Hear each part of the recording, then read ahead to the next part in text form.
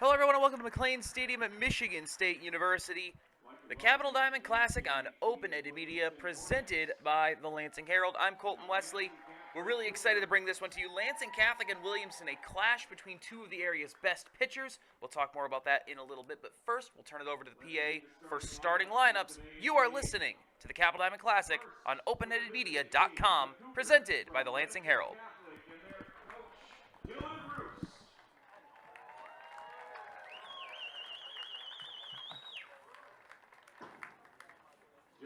Assisted by Richard Roos.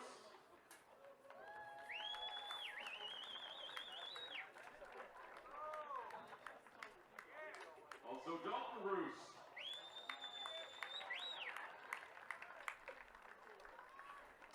Assistant coach Steve Van Kirk.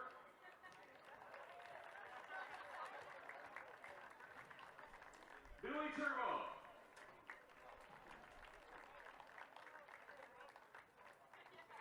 And Bo Adelsky.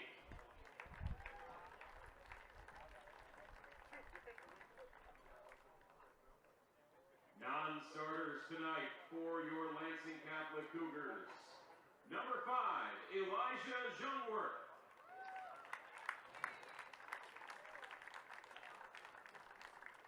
Number 11, Ian Kerrigan.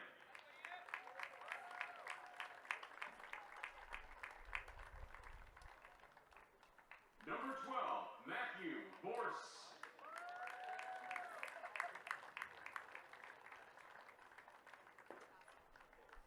Number 14, Jace Campbell.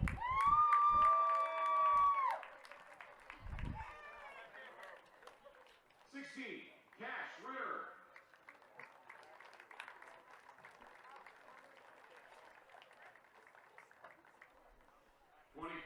Anthony Edwards.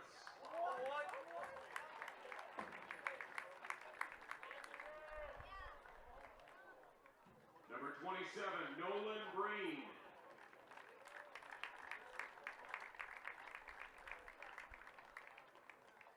Number 37, Watson Ferrari.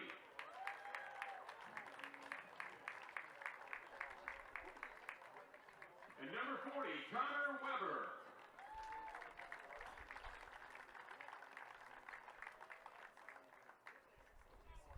And now the starters for Lansing Catholic. Batting first, playing second base, number 18, Ethan Lake.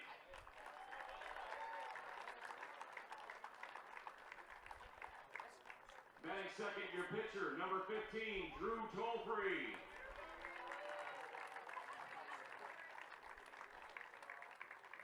Batting third, playing third base, number 1, Jack Grill.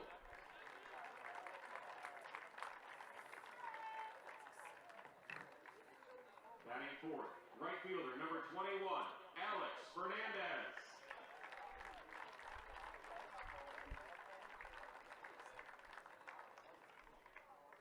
Batting fifth, shortstop, number 22, Lucas Payne.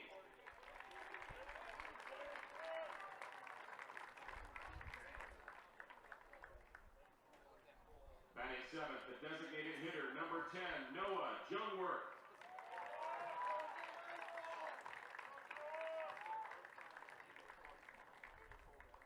Batting eighth, the catcher, number 7, Levi Holman.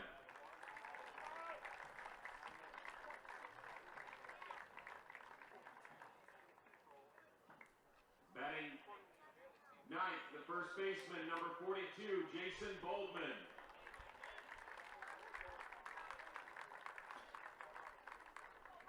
The center fielder, number 4, Braden Rabideau.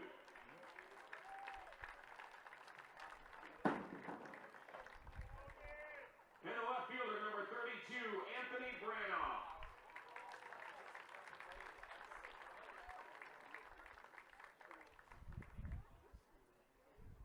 Now for the home team, the Hornets from Williamston.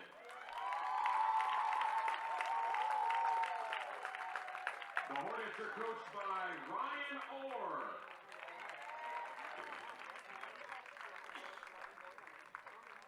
Coach Orr is assisted by Alex Foltz. Josh Holtham. Will Simon. And Anthony Shelley.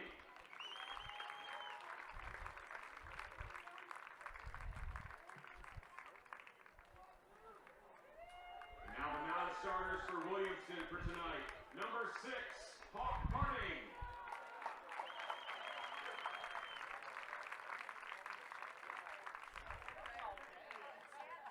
Number 7, Bruce Bensler.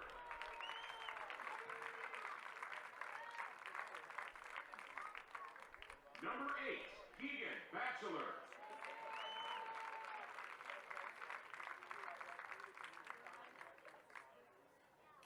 Number 11, Ben DeJager.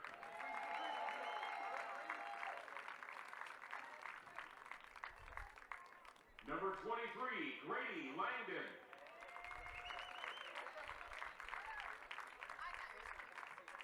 And number 24, Brady Elizondo.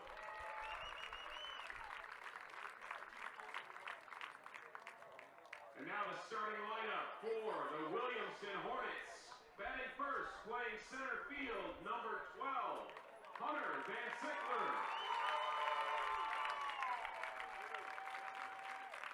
Batting second, the right fielder, number 4, Jack Hart.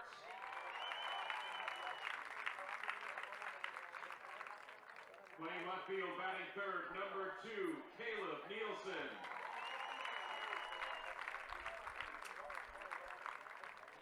Batting fourth, your first baseman, number 3, Miles Keener.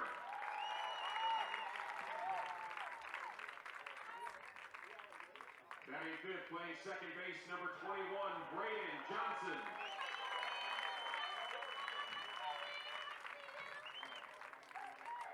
Batting sixth, the third baseman, number 9, Rudy Marinez.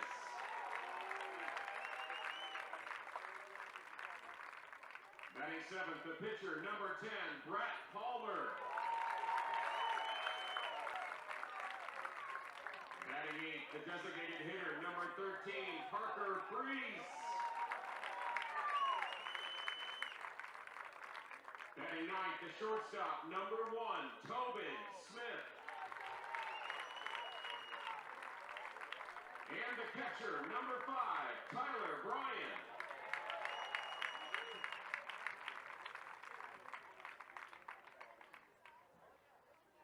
It's a beautiful night to play ball. Let's play ball!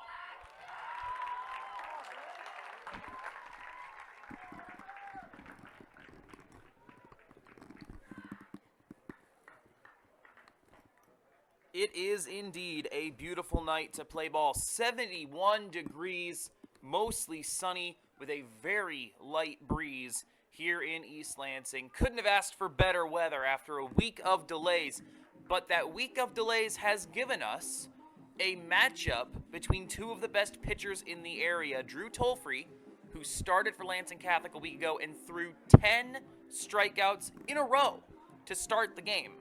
Ended up with 12 strikeouts in 5 innings and no-hit baseball.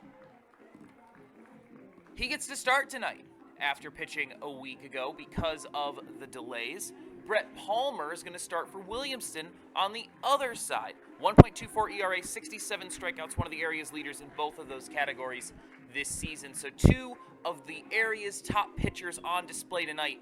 I'm excited for it. This is going to be one of the best matchups of the entire Classic, in my opinion. But Tolfree, 0.47 ERA, 64 strikeouts on the season, had an incredible game in Lansing Catholic's win last week to get them here in the first round. If they knocked off reigning champions DeWitt 6-1. The team was one strike away from a no-hitter, came up just short of that historic mark, but I don't anticipate a no-hitter tonight. Williamston with some great bats, 4 guys batting over 400 already this season.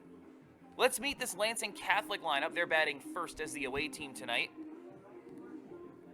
Due up in the first will be Ethan Link, Drew Tolfree, and Jack Grill. 4, 5, 6, Alex Fernandez, Lucas Payne, and Noah Youngworth. And then the bottom of the order, Levi Holman, Jason Boldman, and Braden Rabidou. And on the bump, for Williamston, as we said, Brett Palmer, all-league a season ago, one of the best pitchers in this area, has a great defense behind him as well. Williamston, green shirts, white pants, and black caps. Lansing Catholic, black shirts, gray pants, and blue caps. Ethan Link, 407 hitter, 0 for 4 with a strikeout in that win over DeWitt. First pitch is low, ball 1. We saw in game 1 a very wide strike zone. Pitchers started to really lean into it as the game wore on. That one's in at the belt, strike 1. 7:32 first pitch time. 1-1 to Link. Check swing. Gets away from the catcher, ball 2.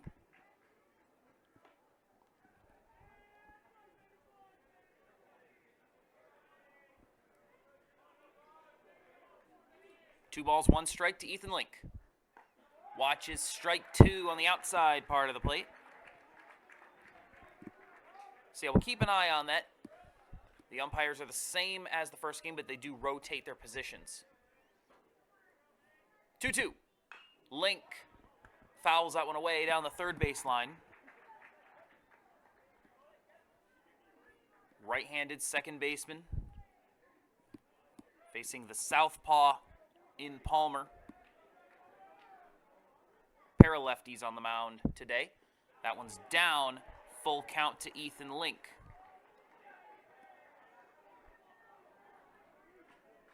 Never hurts to get that pitch count up early. If you're the top of this Lansing Catholic order, here's the payoff. That's inside. It might have clipped him. In any case, he's on first.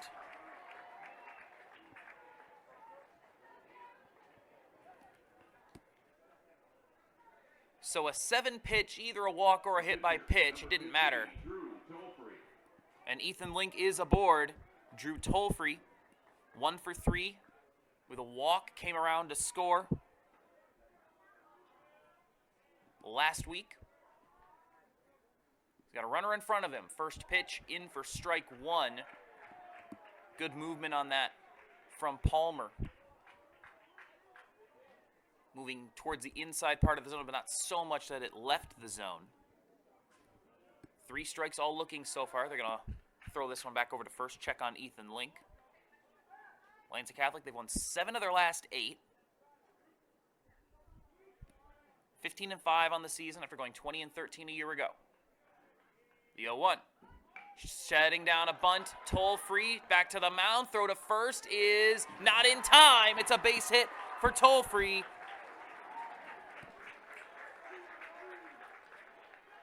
Sets down the bunt to move Link. Legs it out and beats out the throw. And the Cougars have 2 on early. In steps Jack Grill. 438 hitter this season. 0 for 3 against DeWitt, but had a sacrifice RBI. And it looks like we're going to get a pinch runner for Tolfree. I believe that is Matthew Vorse. He was used as a pinch runner, or courtesy runner rather, a week ago as well. So now you got Link and Vorse on the base paths for the Cougars. And in steps Jack Grill. Nobody out. Top of the first. The pitch. Setting down a bunt. Sets it down the third base line. The throw. No, there's not going to be a throw. It's another base hit bunt. You force the lefty pitcher to come up, have to make a play on the ball, and then whip his body all the way around to make a play at first. Back-to-back bunts for hits for the Cougars, and the bases are loaded for Alex Fernandez. This team's top hitter this season, 447 batting average. 2 for 3 with a run and an RBI against DeWitt. The pitch. Watch it, strike one, catching the outside part of the plate. Good framing from Tyler Bryan, the catcher.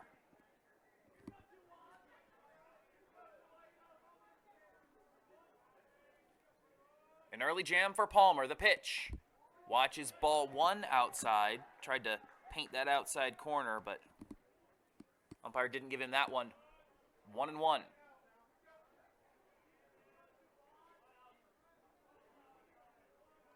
Palmer shakes off the sign. Likes this one, the 1-1. Fouled away. 1-2 to Fernandez. This would be a huge out if Palmer can get it.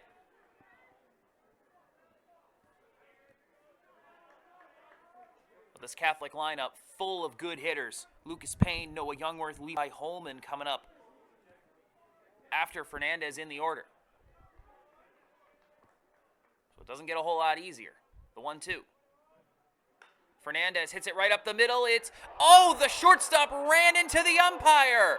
And it's going to be a base hit. No, they've got a rundown over here between first and second. Now a man's going to run to third. They're going to run to second, and they're going to step on the bag, and then the throw to second, they tag him, and he's safe. Somehow, that ends up as just a base hit. And now he's going to run from third to home. No, they're going to pull him off for a courtesy runner, it seems. Or is it? Vorse is coming off. He was the courtesy runner. Is he out? I think Vorse is out. Started running down the third base line, but he was just running towards the dugout. So let's recap what just happened. A liner hit directly to short to Tobin Smith. He would have had a pretty easy play on it, but the umpire was right there, and he crashed right into him. The ball hits the ground fair. The base runners were a bit confused. Fernandez runs to first because that's the only thing he can do. The runner at second, Vorse rather, stayed at second for a little bit. Wasn't sure what he was supposed to do. The runner on first, Grill, got caught between first and second. Finally, they convinced Vorse to move. Vorse starts running to third, but it was they threw the ball to third to get him out on the force at third. They threw to second, tried to tag Grill. Grill was in time. So 1 out on the play, and it's Vorse at third. Link does come in to score, so there is a run scored on the play. It is an RBI single for Fernandez. Vorse out at third, Grill on to second, and now Lucas Price is in, and he's at 1-1 now. Because that warranted some explanation. Price fouls it back 1-2. So yeah, baseball. Who doesn't love baseball? One of the more confusing plays you'll see, but it will be scored an RBI single, or rather an RBI fielder's choice, with the out being made at third. The 1-2 is inside on Payne.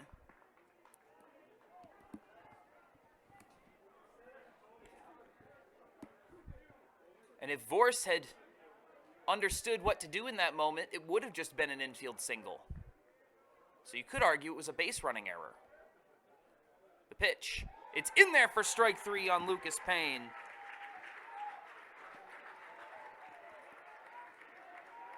But it has been scored as a fielder's choice. They would have put a third hit up on the board. It is going to be a fielder's choice on Fernandez. So Payne is down for the second out of the inning. In comes Noah Youngworth, 436 hitter, 1 for 3 with a strikeout and a run scored against DeWitt. The pitch, swing and a miss at strike 1 in the top of the zone. Nice pitch there from Palmer. Palmer would love to somehow get out of this inning, giving up only 1 run. The 0-1. Check swing foul, 0-2.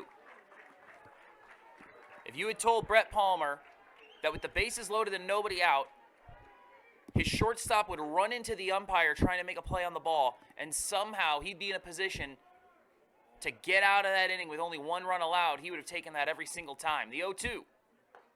Outside, 1-2.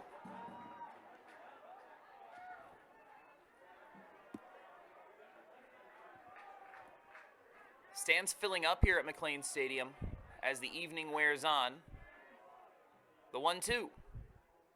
Swung on right to the mound. He gloved it. He didn't catch it in the air, so he'll have to throw it to first. But a good play from Brett Palmer to secure the third out. And the Hornets will be very happy to get out of that inning, giving up only 1 run on 2 hits. That is Diamond Classic baseball. Expect the unexpected. 1 run, 2 hits for Lansing Catholic in that top of the first. We move to the bottom of the first in this Capital Diamond Classic quarterfinal. The Williamston Hornets starting lineup due up here in the first: Hunter Van Sickler, Jack Hart, Caleb Nielsen. The middle of the order: Miles Keener, Braden Johnson, and Rudy Marinez. And then the bottom of the order: Brett Palmer, Parker Fries, and Tobin Smith. Longtime Lansing Herald listeners will recognize a lot of these names. Lansing Herald covered a lot of Williamston football last season. I got to be play-by-play for a lot of those games. So a fun roster full of good athletes here for Williamston, including 4 guys who are hitting over 400 this season, and 2 guys who have 27 RBIs, batting 3rd and 4th, and Caleb Nielsen and Miles Keener. But they've got to deal with Drew Tolfree, who had one of the best pitching performances you will ever see at any level. Last week against DeWitt, he faced 15 batters and struck out 12 of them, and got taken out of the game 1 strike away from what would have been his 13th strikeout, which the substitute, the reliever, ended up getting for him. So, just an incredible performance from Tolfree. No hits allowed, just 1 walk.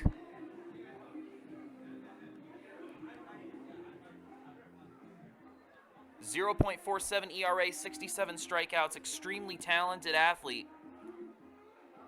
Been a staple of Lansing Catholic athletics for a while now. And he's got a lead that he can protect here in the bottom of the first. But this is some matchup between 2 teams that have several talented hitters, but also these brilliant aces who will try to keep them in check.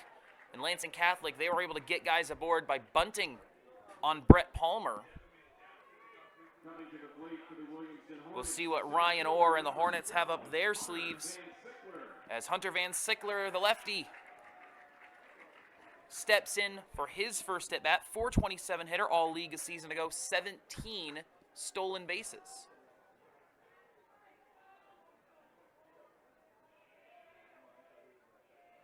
First pitch from the lefty, Tolfree.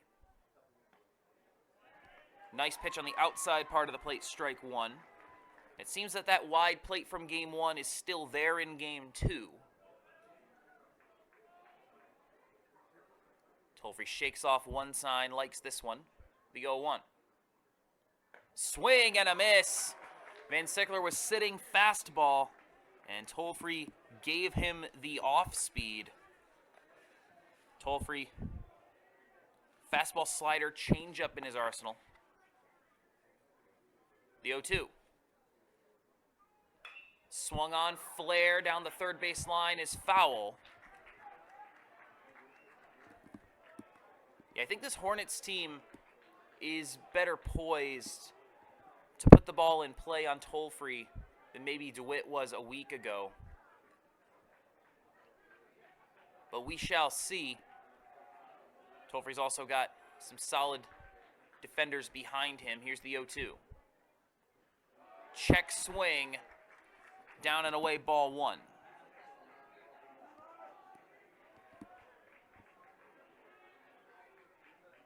A beautiful, beautiful night for baseball here in East Lansing. Picturesque even, 71 degrees. And just a light breeze as the sun sets behind third base. The 1-2, swing and a miss. And Tolfree picks up where he left off with a strikeout in his first at-bat.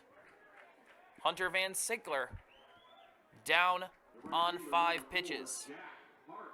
In steps Jack Hart, .415 hitter this season, the right fielder.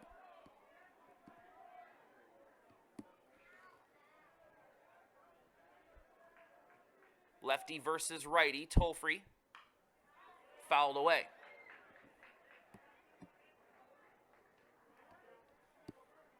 No balls, one strike to Jack Hart.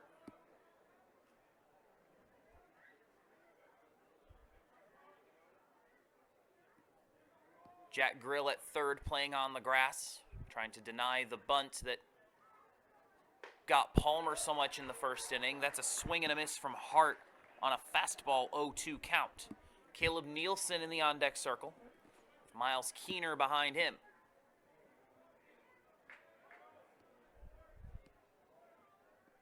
Here's the 0-2. Swing and a miss. Jack Hart down on 3 pitches. In steps Caleb Nielsen. Left fielder, number 2, Caleb Nielsen. Another lefty in this Hornets order.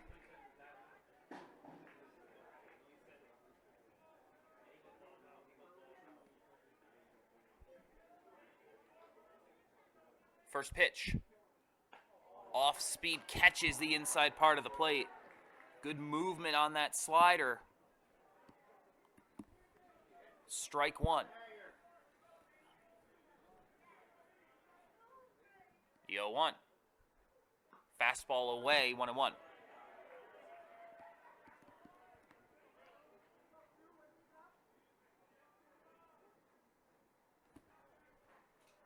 Infield playing straight up.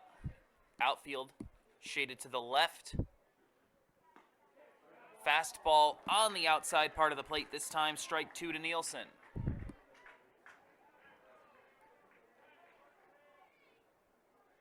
Yeah, they're expecting him to try to poke this opposite way. Right field playing in a little bit as well. The 1-2. High in the air on the infield. Lucas Payne, the shortstop, will glove it.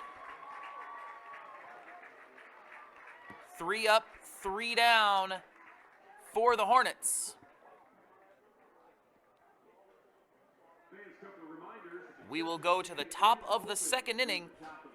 Lansing Catholic 1, Williamston nothing. You are listening to the Capital Diamond Classic on Open-Ended Media, presented by the Lansing Herald. Lansing Herald is our presenting sponsor this evening. Glenn Dudasik, a longtime supporter of the Capital Diamond Classic. He loves this event as much as anybody. So we're grateful to have his support. The Lansing Herald's Mid-Michigan's family-owned and independent news and information source. Based out of Hazlitt, the Herald publishes stories, scores, photos, and more throughout the week. You can read all about it for free at lansingherald.com.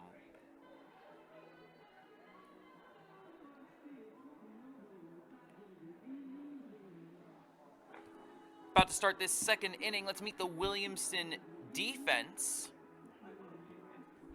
As we mentioned, Brett Palmer on the bump. He will be pitching to Tyler Bryan, the catcher not in the batting order. The outfield, left to right, Caleb Nielsen, Hunter Van Sickler, Jack Hart. And around the horn on the infield, Rudy Martinez, Tobin Smith, Braden Johnson, and Miles Keener. Due up for Lansing Catholic, 8-9-1, Jason Boldman, Braden Rabideau, and Ethan Link. So Link will get his second at-bat of the game in the second inning. Levi Holman, 1 for 2 against DeWitt, got hit by a pitch, walked, and came around to score. Fouls that one back, strike 1. Excuse me, this is Boldman, rather. Boldman 1 for 3 with an RBI and a strikeout. Holman grounded out to end the first. The 0-1. Fouls it back, 0-2.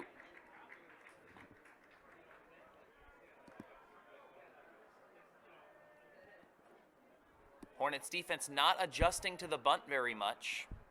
Third baseman Martinez still staying well on the dirt.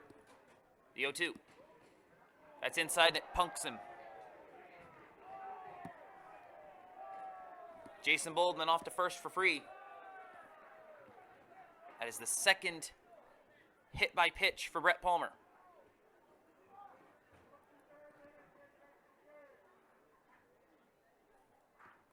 Braden Rabideau, right-handed center fielder, will step in. They're going to actually remove Boldman from the game, it looks like. Don't know if that's related to the hit by pitch or not. Watson Ferrari. Freshman will step in and replace Boldman on the base paths. First pitch to Rabideau is inside, ball one.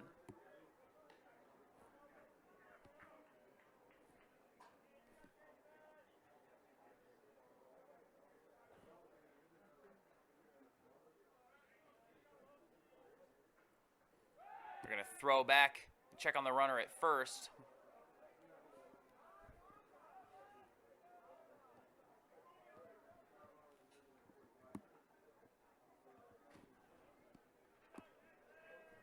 The 1-0 count.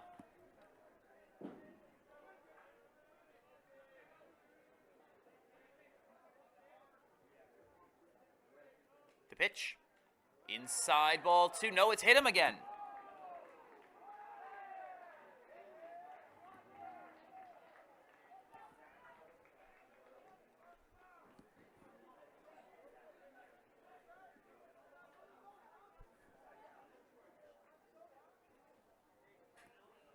So now in comes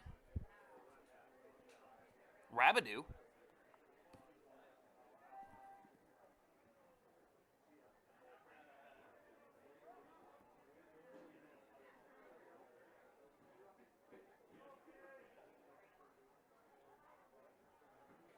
Back-to-back hit by pitches.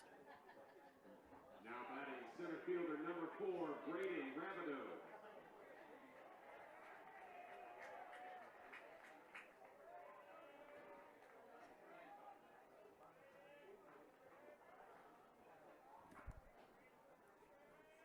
Runners on first and second. Showing bunt, pulls it off, ball one.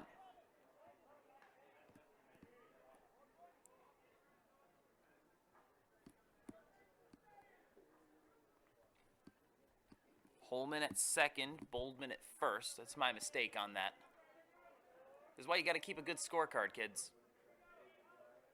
Showing bunt, bunt foul.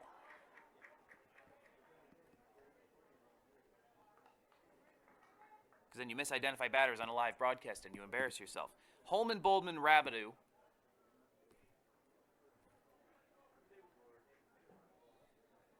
The first three batters for the Cougars this inning. Holman on a hit by pitch, Boldman following suit. Now this is Braden Rabideau, 1 for 2 with an RBI and a run against DeWitt.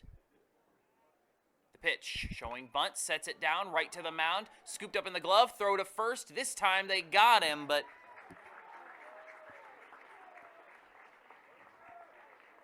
the runners do advance.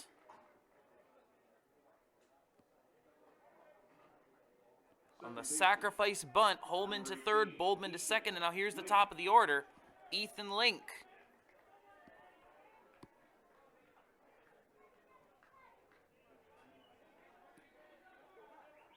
Got hit back in the first, so 3 hit batters already for Brett Palmer. And the infield's playing in. Big swing from Link. Swung right through it for strike one.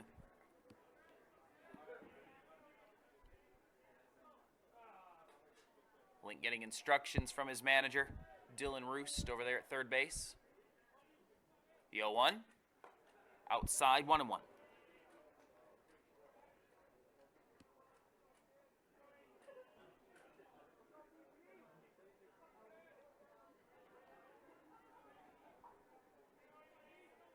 The pitch. Fouled straight back, 1-2 for Link. Drew Toll-free in the on-deck circle.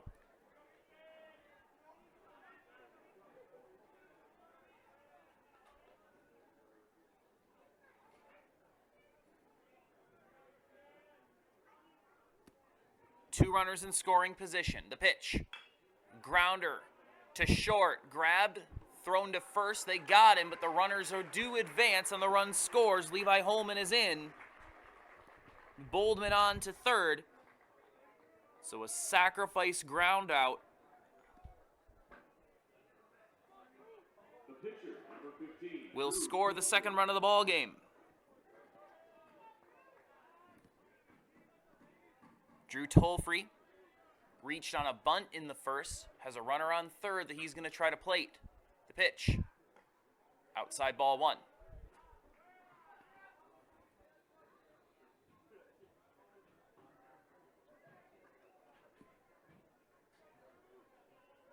The pitch, outside again, ball 2.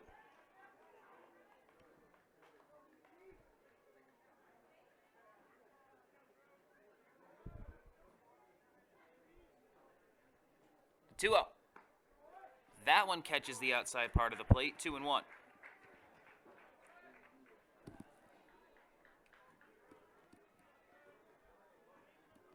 Two-one count to Tolfree. Swung on, grounder to short, fielded on the hop, throw to first is just in time. So a second run will not cross, but Cougars add to their lead. 2-0 going to the bottom of the second. We'll take a quick break and come right back. You're listening to the Capital Diamond Classic live on openendedmedia.com.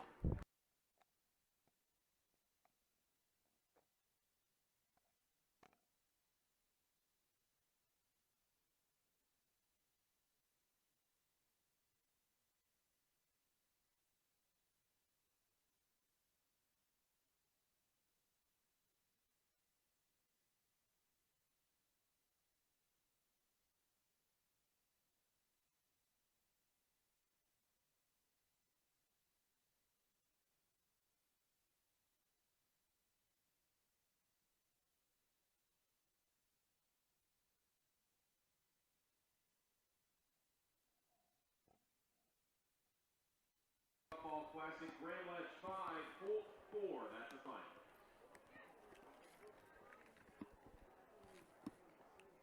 Welcome back to McLean Stadium.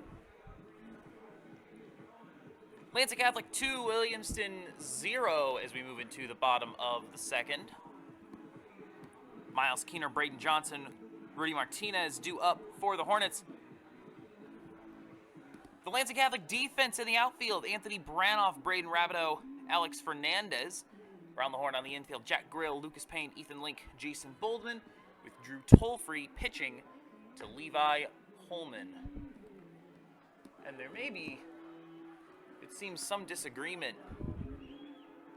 I don't know if it's a disagreement or if it's just an error that hasn't been corrected yet. The score is 2-0. The Cougars did plate a second run. Levi Holman came in to score, and now they have adjusted the scoreboard. It was 1-0 on the scoreboard, and now the scoreboard says 3-0. Now it says 2-0. There we go. We got it fixed, and the scoreboard is correct. It is 2-0 with Miles Keener, first baseman, stepping in for his first at-bat of the game. Tied for the team lead with Caleb Nielsen, 27 runs batted in. First pitch is outside ball 1. But you got to get somebody on to get runs batted in, and so far the Hornets have got no men aboard.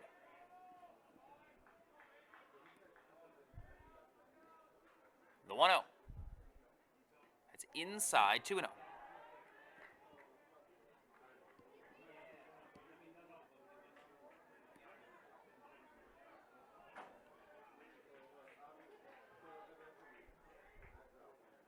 The pitch from Tolfree. That's inside again, 3-0.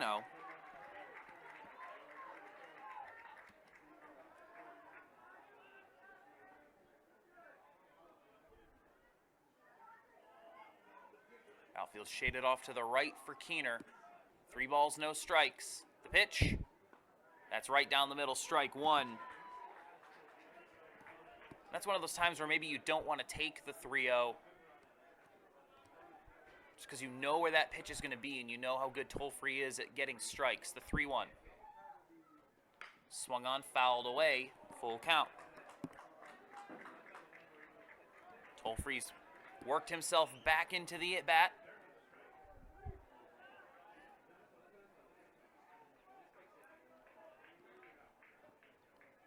Three balls, 2 strikes to Miles Keener. Lansing Catholic 2, Williamston 0. Here's the payoff. Hit to right center, and it's going to get down for a base hit. Keener takes the long route around first. Will hold up there. And the no-hitter is broken up in the second this time. Miles Keener's aboard. That was a nice piece of hitting right into the gap between Rabideau and Fernandez in right center.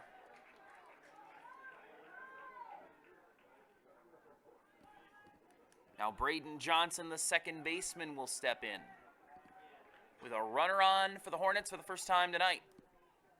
Jack Grill playing in on third base. They'll throw over to Boldman at first just to check on the runner.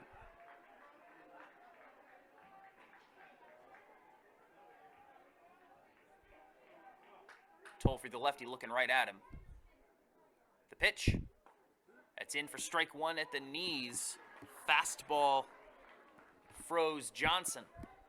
0-1.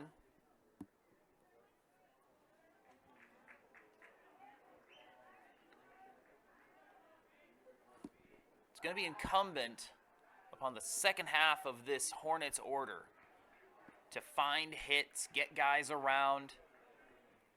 We know what the top half of the order can do. But from the 5-hitter on down, they're going to need some production today. The 0-1. They're going to step off and throw back to first. Parker Freeze, actually the team's highest batting average, is batting in the 8th spot as the designated hitter tonight. Maybe to kind of intentionally try to give the top of the order something to work with. That one's flared into right, coming up to it. Fernandez is going to drop in front for a base hit, but Keener didn't go. They're going to throw to second, and they're going to tag him out.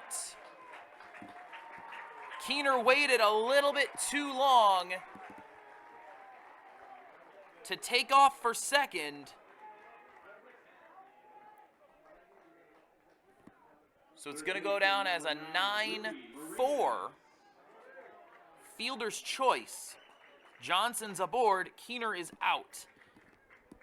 And that's one whereas a base runner, you feel bad because if that has just a little more on it, you're going to be caught running down to second if he fields it out of the air. First pitch at the knees for strike one on Rudy Marinez.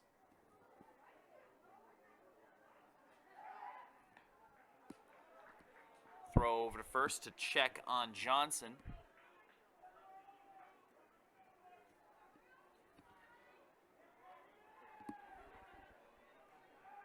One out.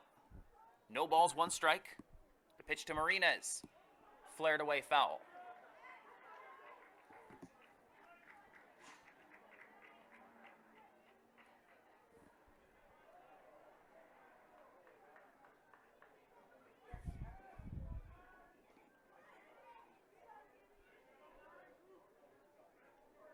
Grill still playing up near the grass on third base. Now he'll back off. Tolfree back to first again. No disengagement limit in high school. He's free to throw over there as much as he wants. He's very concerned about the base runner at first, whether it was Keener or Johnson. The 0-2. Slapped into left on his horse, Branoff. It's over his head. They're going to bring him around. Johnson past third, home easy. Marinez slides into third with an RBI triple. The first triple of the Capital Diamond Classic.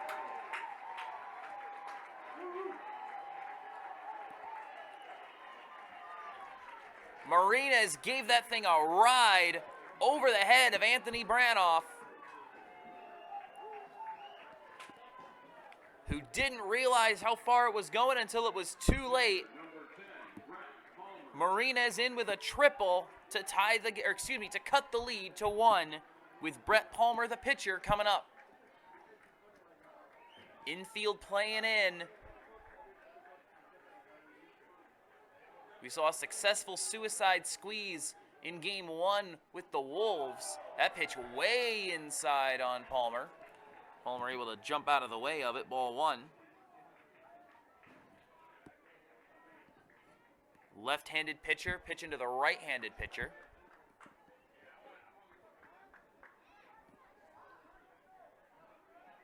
Infield stays in for the 1-0. Slap back to the mound over the head, fielded at second, throw to first. They got him, runner doesn't go.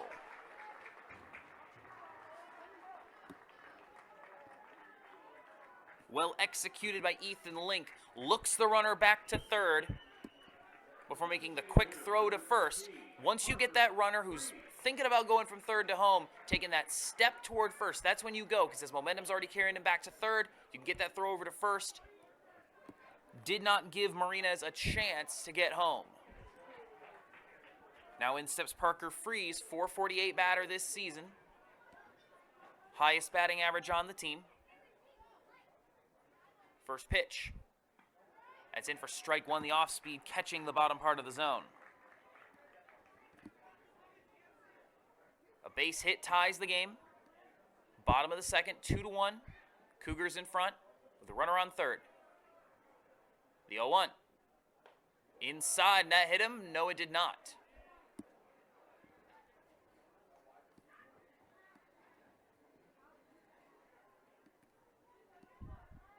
One to Freeze.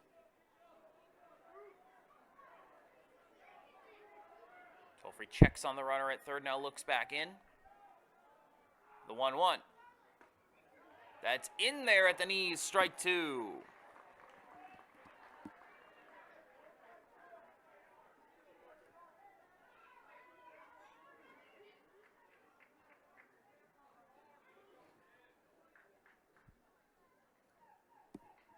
The 1-2 to Freeze. In the air to shallow right. Fernandez up to it. Very easily makes the play. And the side is retired. But the Hornets do draw blood. They got their first run of the ball game on an RBI triple by Rudy Marinas. Both teams on the board. It's 2-1 going to the top of the third. The Robert Downing Group spends a lot of time working in different communities, but the message is always the same. The housing market is hot, complicated, and complex. So what can you do? Work with a real estate professional who is patient, understanding, and dedicated to working with you, not through you. That real estate agent is Mid-Michigan's own Robert Dowding at Keller Williams Realty. If you're buying, selling, or unsure of what to do next, the Robert Dowding Group will take the time to help you achieve your next step. Find them on Facebook at the Robert Dowding Group, or call them at 517-853-6390. That's 517-853-6390. Due up for the Cougars. Grill, Fernandez, Payne. In this third inning. A wonky second inning. Back-to-back hit batters. A sacrifice bunt. An unintentional sacrifice ground out brought the runner in. So no actual hits to be had in the inning, but they were able to plate one runner. And that is the difference right now, 2-1 as we begin the third inning. Jack Grill bunted for a hit back in the first. It's his first hit of the Classic. Went hitless in game one. That first pitch to him is down for ball one. But a .438 hitter on the season. One of the Cougars' most consistent hitters is why he's here in the 3 spot. The 1-0. In the air to right. Behind Keener, Hart to it. Now Johnson waves him off and makes the play. F4, one away.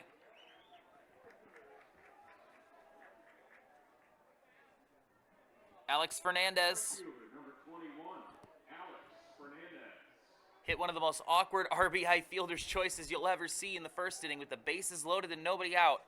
Hit a liner to short, and the shortstop ran into the umpire. When the dust settled, 1 run had scored. Runner going to third was out. And Fernandez and the runner going to second were safe, but that was the first run of the ball game. First pitch outside ball one, second pitch down and away, swung on and missed. 1-1 to Fernandez.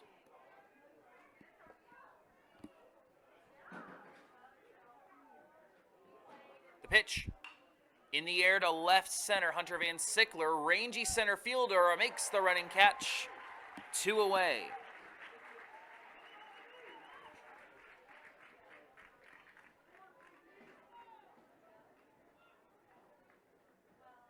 Actually got a chance to chat a little bit with Maxwell Fritz, Williamston's regular play-by-play man. And he was telling me about how Hunter Van Sickler is an extremely fast center fielder. Put on the Jets on that one, made a nice play out in left center. Strike 1 to Lucas Payne swinging.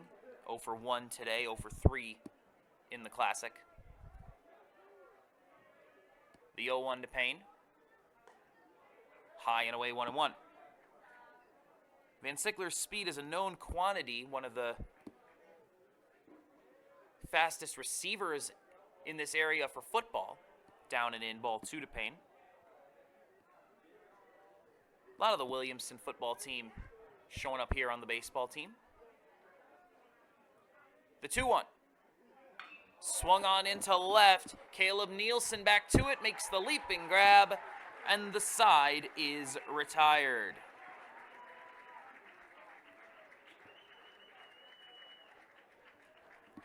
So 3 straight flyouts, and we move to the middle of the 3rd inning. 2-1, Lansing Catholic, with Tobin Smith, Hunter Van Sickler, and Jack Hart due up for the Hornets. How about a round of applause for our great umpires tonight? Behind the plate, Jake Moreno. First base, Jim Moreno. And at third, Scott Rogers.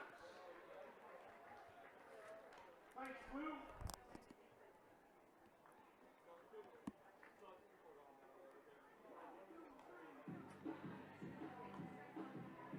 To the bottom of the 3rd we go. Cougars 2, Hornets 1.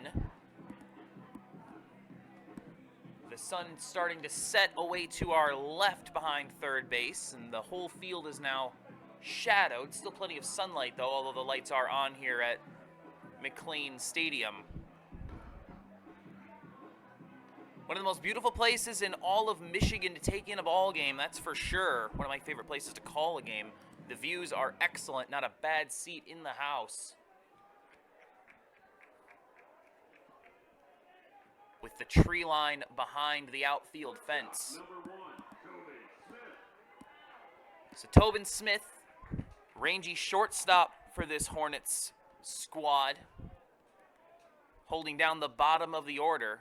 Going to try to get aboard for the top of the order here to lead off the bottom of the 3rd.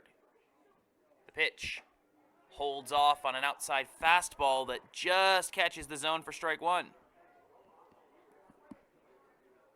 We've mentioned it multiple times before. Wide strike zone for Jake Moreno so far. The 0-1. Fouled away, 0-2. Jack Grill was playing in on 3rd, but now he'll retreat with the 0-2 count.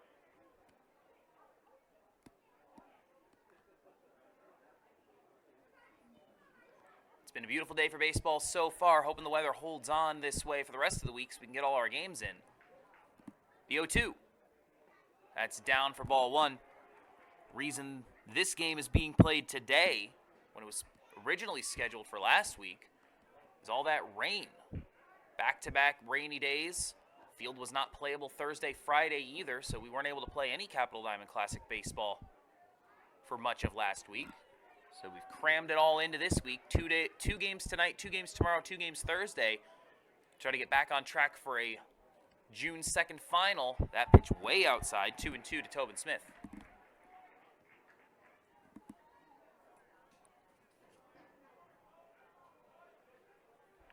Okemos held off a late charge from Holt to win our first game tonight 6-3, so they will play in the semifinals on Thursday. The pitch, just outside, full count to Tobin Smith. Laid off that one, and that one, man, in a 2-strike count, that one had to be tempting. But he lays off and gets his call. Full count for Tolfree. Swung on into right. Fernandez doesn't have to move very far to make the play on that one. Good at bat from Tobin Smith. Doesn't end the way he wants it. Pretty tough to come back from 0-2 down on a guy who threw 12 strikeouts in 16 batters last week. Top of the order now, Hunter Van Sickler, the lefty, struck out in the first inning. You want to get him aboard. He's fast, steals a lot of bases. First pitch, showing bunt, sets it down and missed it. Missed it and pinged off the catcher's chest protector. Strike one.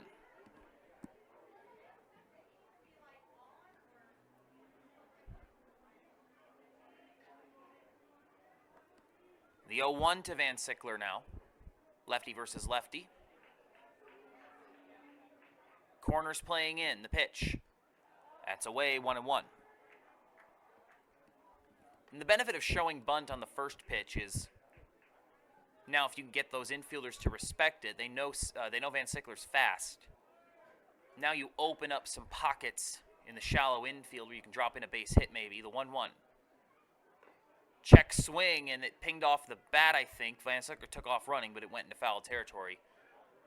It will be 1-2.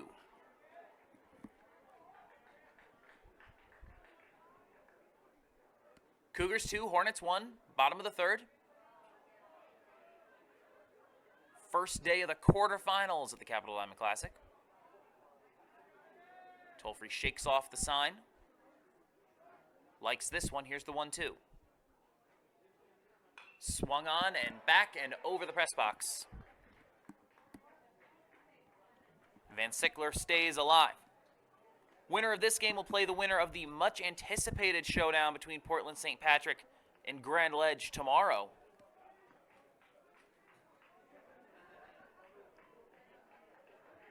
Portland St. Pat's having an historic season in Grand Ledge.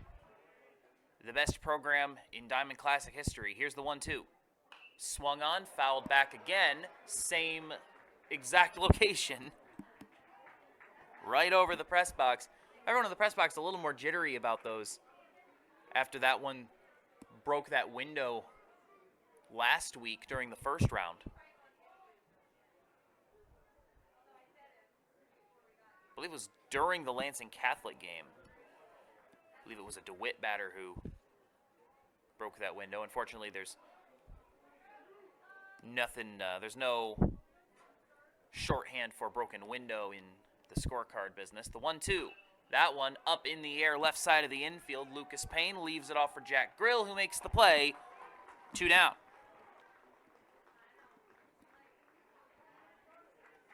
So back-to-back long at-bats that end with innocuous flyouts. And here comes Jack Hart, struck out in the first.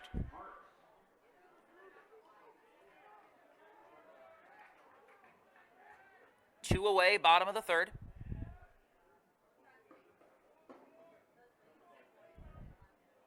First pitch from Tolfree. That's down, ball 1.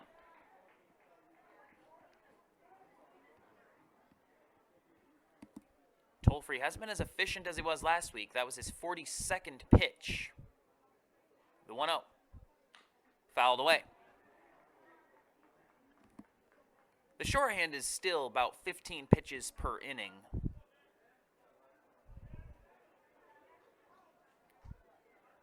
That's a pretty normal budget for a starter. So he's still very much in line with standard operating procedure. Here's the 1-1. Trying to get the call, and he does on the outside corner. That one started way outside the zone, but the slider moves back in just enough for Jake Moreno to give him the call.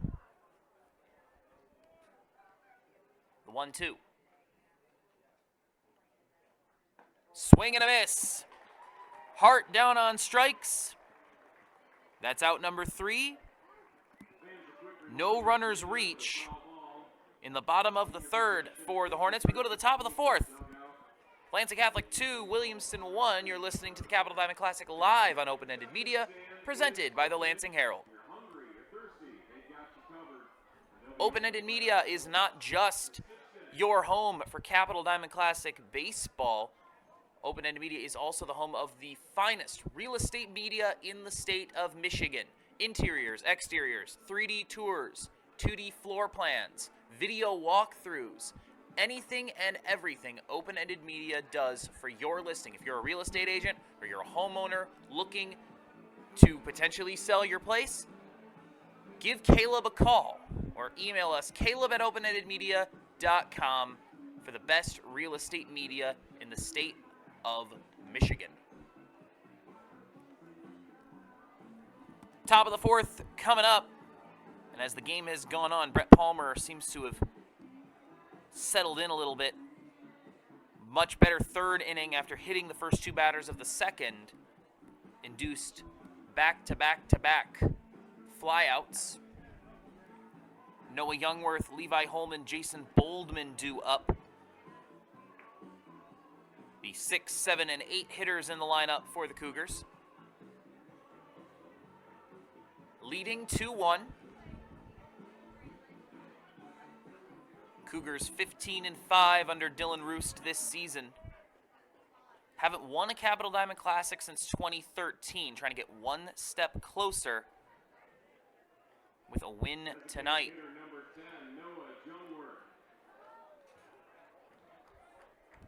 So here's Noah Youngworth, designated hitter. Ground out back in the first.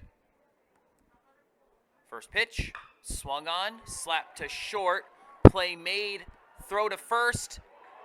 In time, Tobin Smith ranging over to his right to make the play. The throw to Miles Keener just gets there. Keener had to stretch for it. But a good defensive play to retire Noah Youngworth.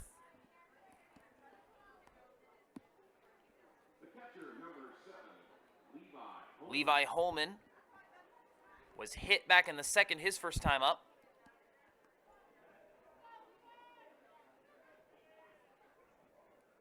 First pitch, fouls it back.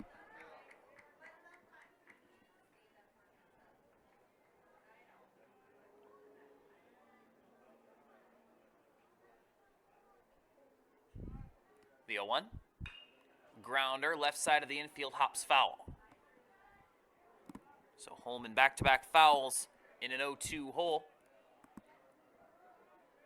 Lansing Lugnuts victorious over the Beloit Skycarp tonight, 9-6. First game of their homestand.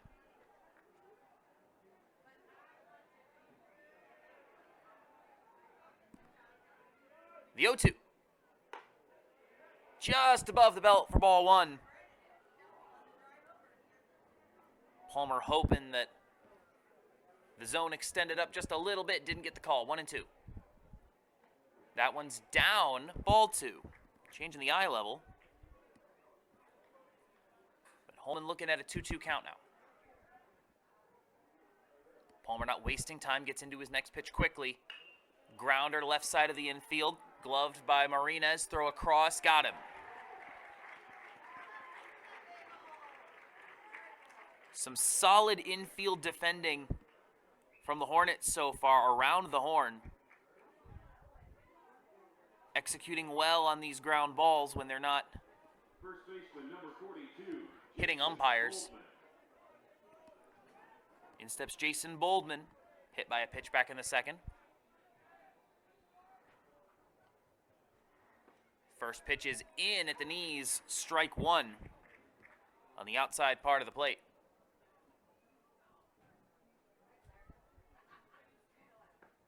That one also in at the knees, this one right down the middle.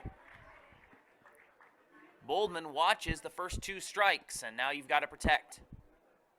The 0-2. That's in there again.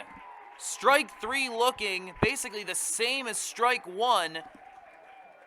The bottom outside corner. And Boldman, I think he thought all three of those were balls. Doesn't seem happy. But in any case, he is retired. We go to the bottom of the fourth. We're halfway home in this second game of the Capital Diamond Classic quarterfinals.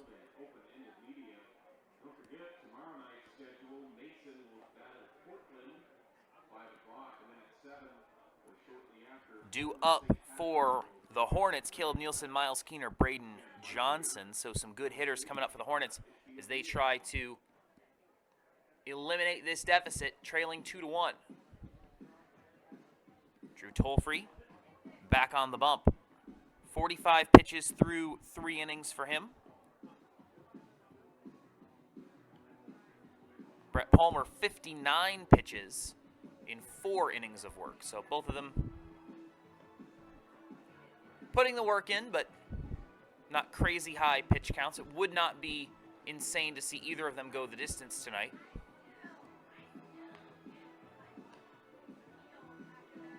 It'll be interesting to see what Dylan Roost does with Drew Tolfree tonight. He did remove Tolfree from the game against DeWitt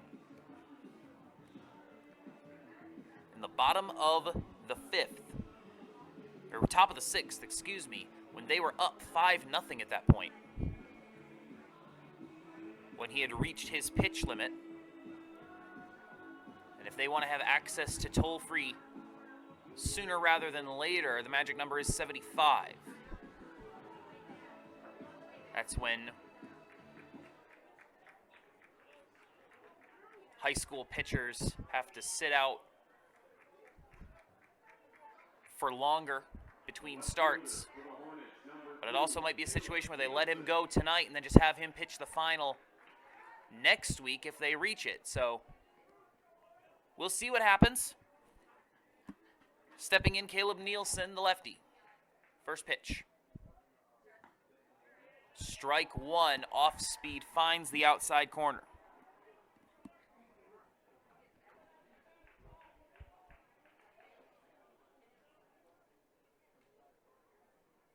The 0-1. Fouled away behind the Williamston dugout, 0-2 to Caleb Nielsen.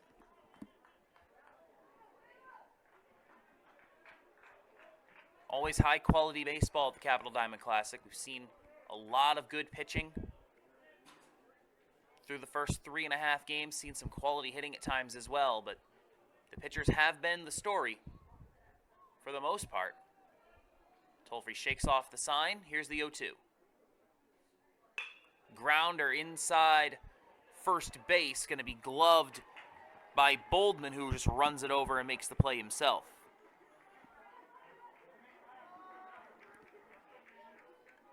One away, here comes Miles Keener.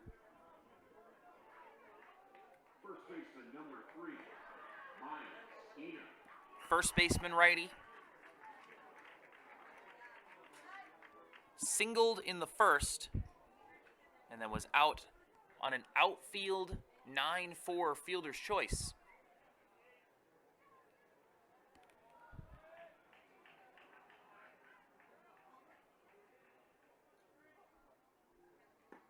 First pitch is down for ball 1 to Keener.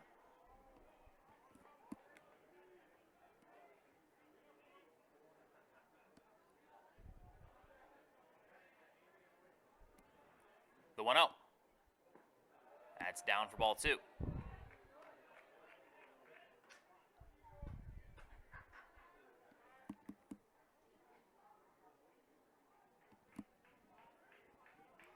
Two balls, no strikes to Miles Keener. That one hit high in the air to left. Retreating to it is Anthony Branoff. Now he'll step into it and make the play. F7, 2 away.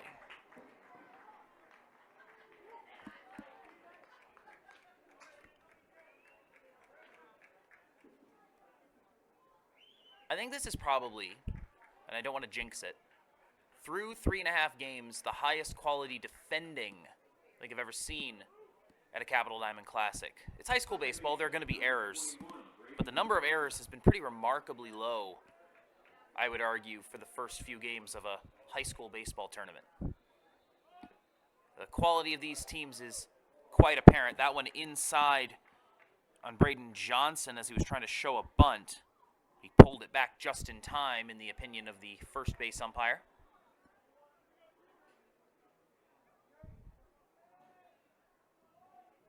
The 1-0. That's down for ball 2. It's Tolfree falling behind 2-0 and back-to-back at bats.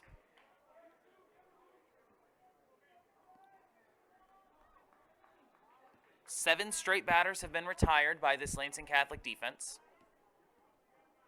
only one of whom went down on strikes. Here's the 2-0. That's down and in, 3-0 to Johnson. We got Rudy Marinez in the on-deck circle, and he hit an RBI triple earlier.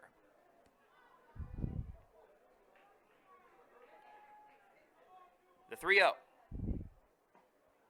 That's in at the knees, strike 1. Johnson was ready to throw his bat, but that was pretty clearly in the zone.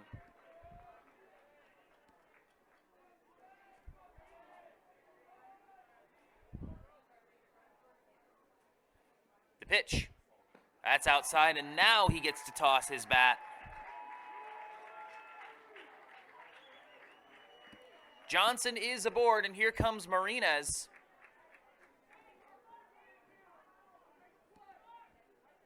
The first and so far only triple of the Capital Diamond Classic is his 2 innings ago. It brought around Braden Johnson to score. And he did it on an 0-2 pitch to boot.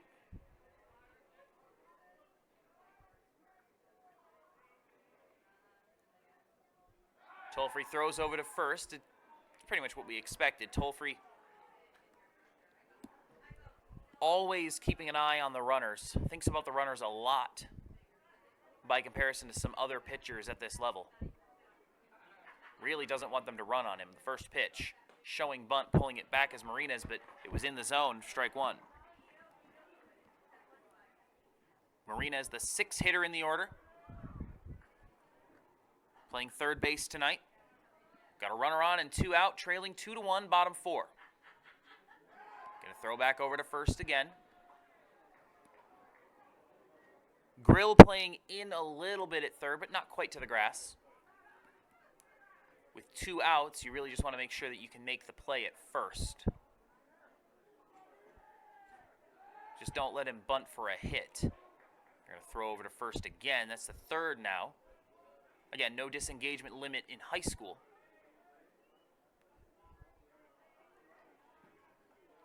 Here's the 0-1. Runner's going. Fouled away. So now it's going to be an 0-2 to Marinez, and that pretty definitively takes the bunt off. Johnson will return to first.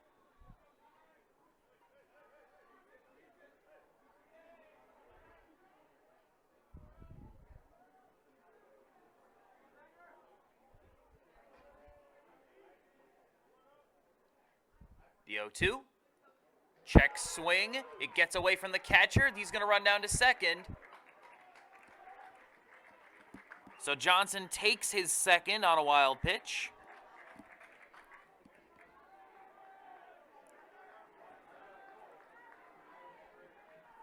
One-two count to Marinez.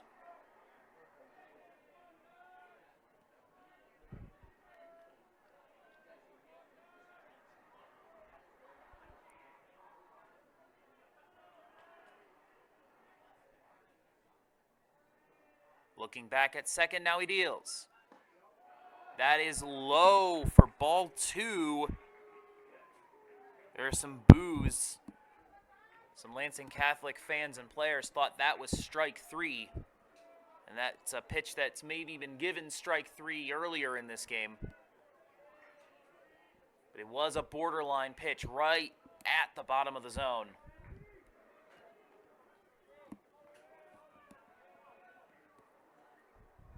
2-2 to Marinez coming up. Quick check at second. Now he deals. That's inside. Count is full.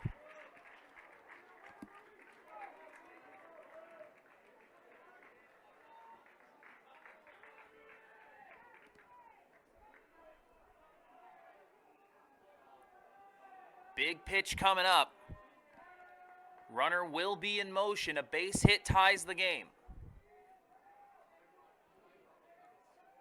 The 3-2. Swung on into left. That's going to get down, and we got a tie ball game. Marinez into second, his second RBI of the game. Johnson comes around for the second time. 2-2's the score. Rudy Marinez having a fantastic game for the Williamston Hornets. A pair of extra base RBI hits. And it's 2-2 in the bottom of the fourth. Pitcher number 10, Brett Palmer. Batting seventh in the order, Brett Palmer.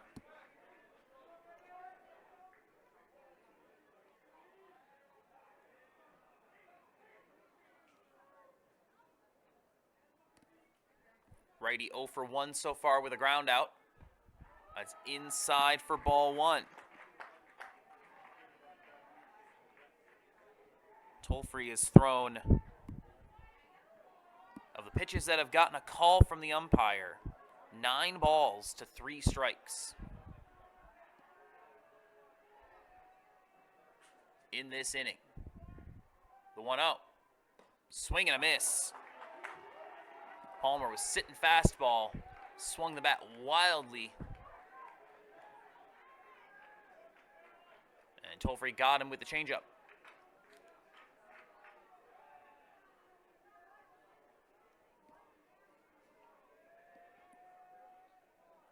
The 1-1. Fouled away.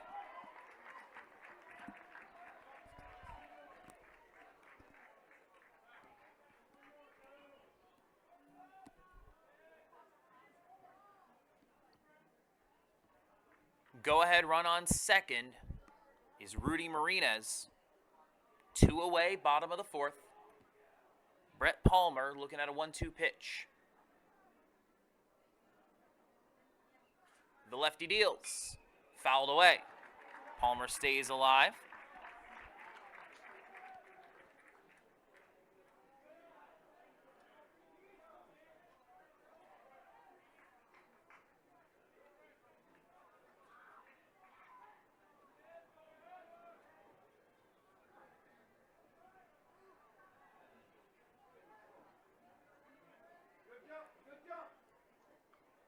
Toll-free takes a quick look back at second, then delivers. Strike 3. Palmer swings and misses. But the Hornets have clawed their way back in. It is 2-2 in a pitcher's duel here at the Capital Diamond Classic on Open-Ended Media, presented by the Lansing Herald.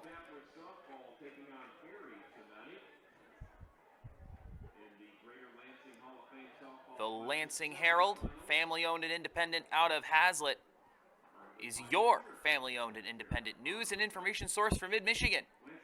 They publish their stories, scores, photos, and more throughout the week. You can read all about it for free on lansingherald.com.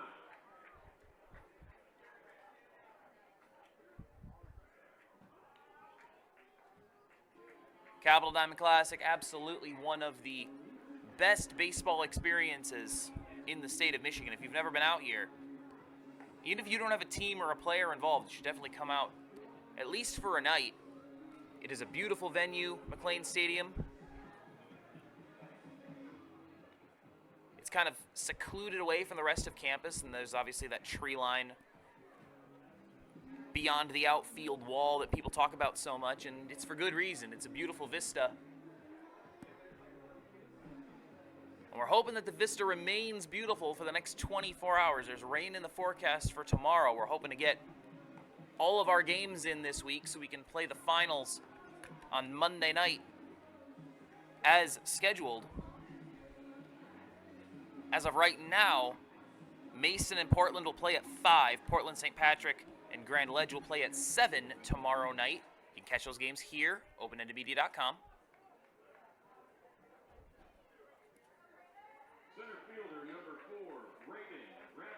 And then the semifinals would be the next night. So Braden Rabideau, bottom of the order for the Cougars, due up along with Ethan Link and Drew Toll-free, so 9-1-2. As Lansing Catholic looks to put their noses back in front. Ball one outside to open the fifth inning.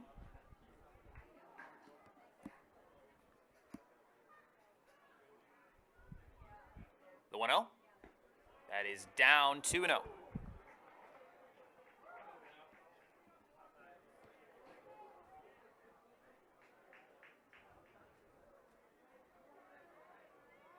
The pitch. That's away 3-0 to Rabideau.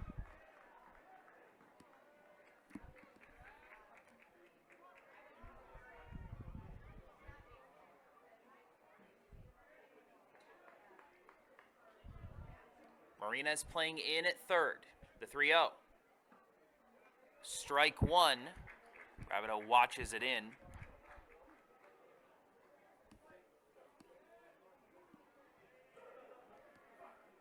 Here's the 3-1. Swung on right side of the infield, gloved at second. The turnaround and the throw, and a great catch by Miles Keener. Braden Johnson made a heck of a play at second, ranging to his left, gloved it, spun around with it to get the ball into his right, tossed it off to Keener, who made a good play at first. One away. That's a high-quality defense we've come to expect from both of these teams. Both of them playing error-free baseball here into the fifth inning.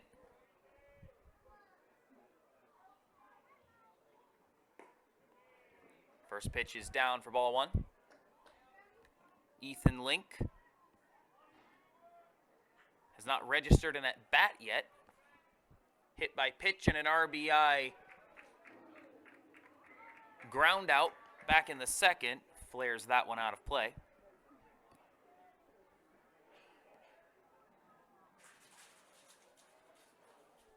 The 1-1. That's way inside, has to get out of the way. 2 balls, 1 strike.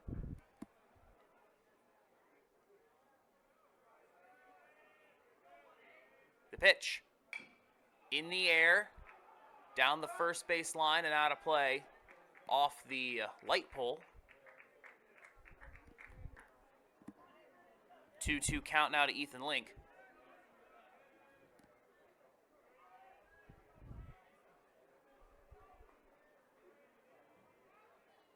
I'm smelling the hot dogs now, and I'm a little bit upset that they'll be closed by the time I can get down there after the game.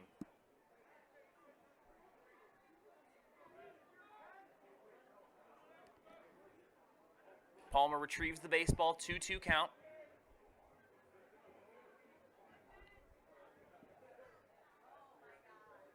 The pitch.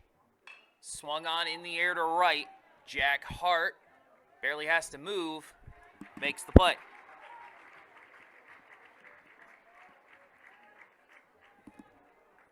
Two away for Lansing Catholic in the top of the fifth.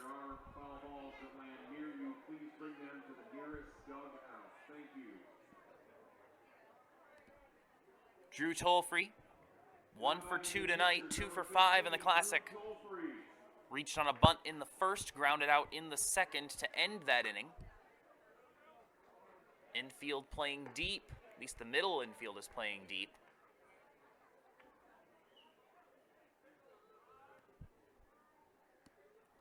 First pitch, ball one. The 1-0. Right down the middle, fastball, 1-1. High school pitchers' duels are a little bit different from Major League pitchers' duels because the pitchers actually have to face each other. The 1-1. Off the end of the bat. Fouled away, 1-2.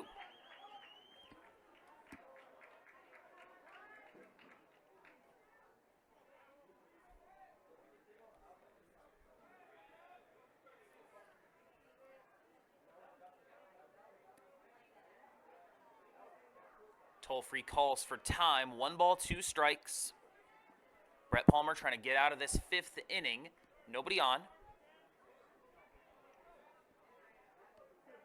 The pitch.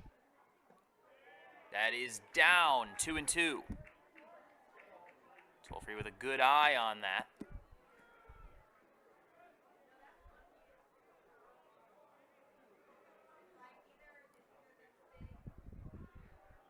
Pitch.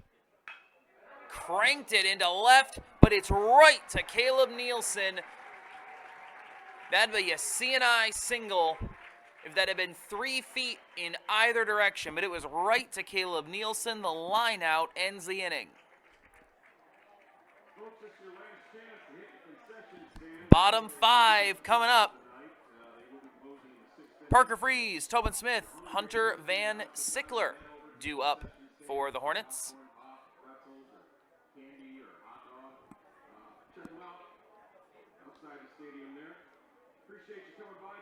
Both of these pitchers continue to deal.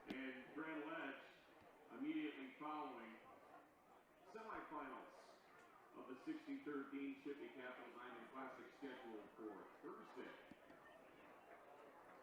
Brett Palmer will step back in. He's throwing 67, or excuse me, not Brett Palmer, Drew Tolfree rather, 67 pitches he's thrown as he prepares to go through the order for the third time, facing 8-9-1 here.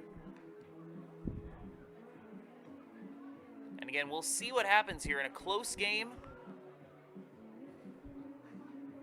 Dylan Roost might just leave his ace in the game beyond the 75 pitch mark.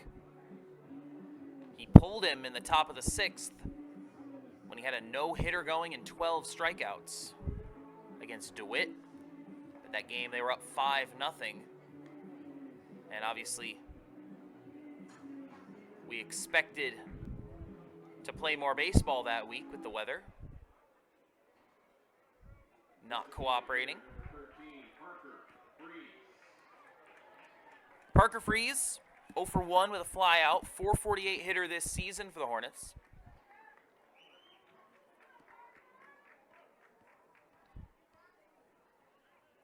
Third base in once again for the Cougars. First pitch. Check swing, did he go? He did, strike one.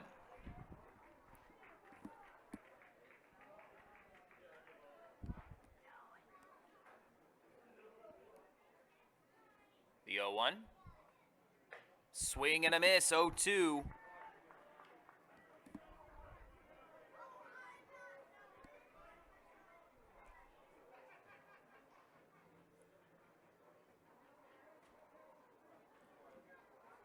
Toll-free deals the 0-2. In the air to right. Fernandez over to it. Pretty easy play. One away.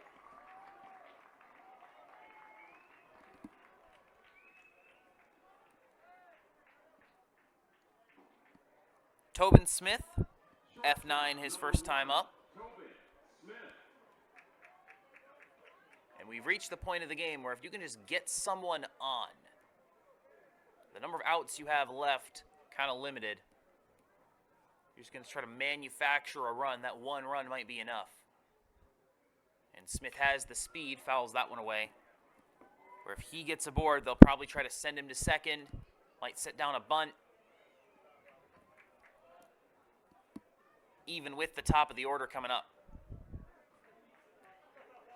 2-2, bottom of the 5th. One away, nobody on. The pitch. Cranks that one into left. That's in for a base hit. He might think about 2. Picked up by by Branoff rather, and he will hold the runner at first. But Tobin Smith is aboard with a base hit. Getting the 9-man aboard is a big deal when the top of your lineup is Hunter Van Sickler. 0 for 2 today. There's a reason he's batting first. That .427 batting average does not lie. And now Tobin Smith almost certainly will at least think about going to 2, and they're going to throw back to first to check on him. Toll-free has been doing that all game. Whenever there's a runner on, he tries to keep them there as much as he can. Hasn't aggressively attempted the pickoff as much as he's just been throwing over to keep them honest, keep the leadoff short. Saw a couple of pickoffs in the first game of the night. None here in game 2. Now he will pitch. Van Sickler watches the slider in for strike one. 0-1 to Van Sickler. Tobin Smith dancing around a little bit over there at first. Toll-free, the lefty looking at him. Pitches. That's down 1-1. We'll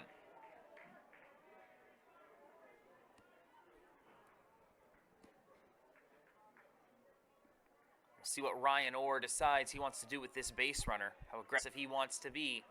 He's got 8 outs to work with. They're going to throw back to first again. I'm not keeping track, but that's got to be at least 10 or 12 times that Toll-free has thrown back over to first with a runner on. That's 3 this at bat. The 1-1. Inside, Van Sickler did not go around, 2-1.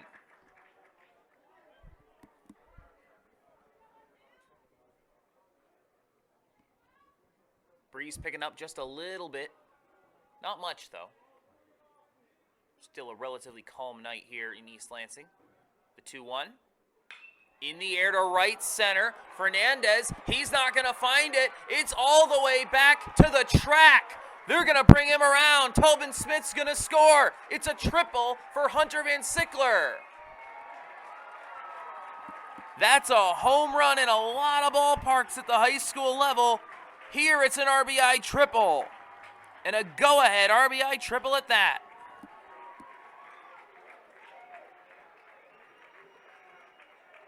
That thing had so much carry on it. Fernandez, I think, was surprised by how far it was going. It hit just shy of the warning track and rolled onto the track. The first ball of this classic to reach the warning track. 385 feet to that right center wall with that incline in front of it, then the track. The track out there warns you more about the incline than the wall. That pitch way inside on Jack Hart. Hart says he was hit, and the umpire says, get back here. So ball 1 to Hart. Thought he was about to run down to first. Hart 0 for 2 today, 2 strikeouts. 3-2 Hornets in the bottom of the 5th inning.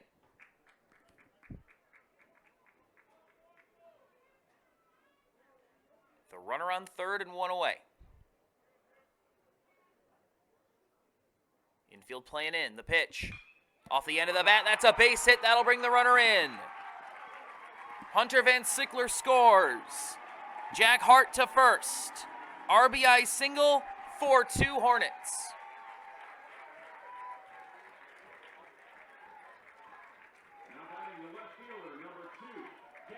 And here comes Dylan Roos to have a conversation with his pitcher.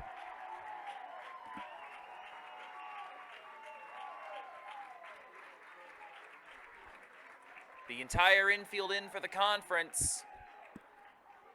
Caleb Nielsen due up. Jack Hart on first.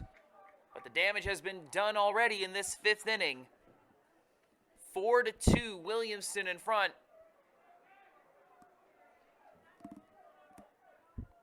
It's been off a couple of big hits. Timely hitting has been the story for the Hornets. They've not gotten a ton of guys on, but they have brought them around very, very well. Rudy Martinez, 2 extra base RBI hits tonight. Hunter Van Sickler with the RBI triple. Jack Hart with the RBI single back-to-back. And it's 4-2 Williamston in the bottom of the 5th inning. Caleb Nielsen, the lefty, steps in, toll-free deals. That's down the middle, strike 1.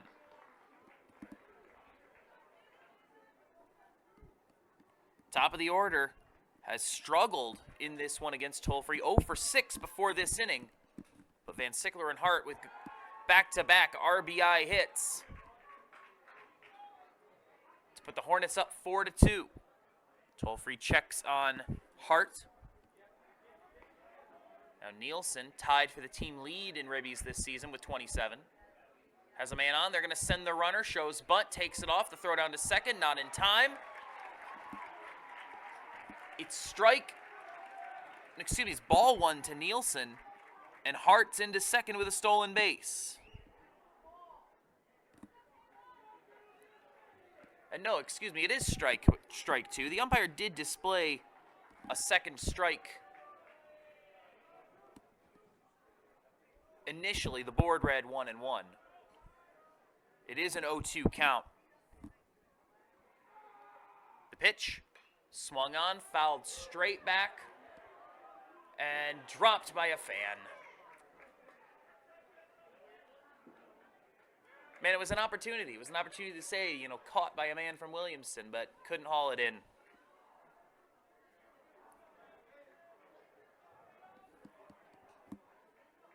Nielsen stays alive, the 0-2 count. Gotta come out and play vintage baseball, man. Can't play with gloves. Play by the rules from the 1860s. You learn real quick how to catch those. The 0-2, runner on second. That's away, 1-2 to Nielsen.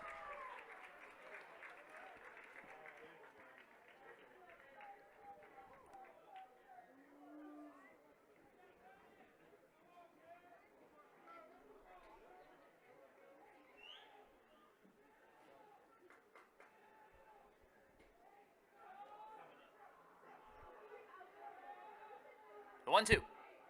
That's away, 2-2.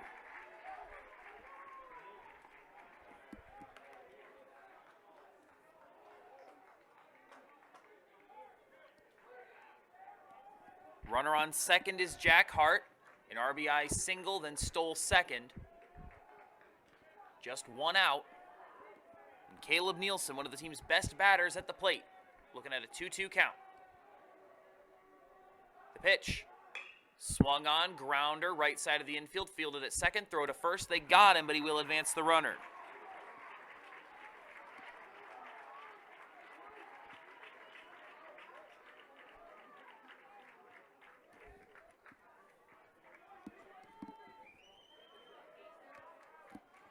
Now in comes Miles Keener, the other team leader in runs batted in this season, with 27, tied with Nielsen. 1 for 2 today.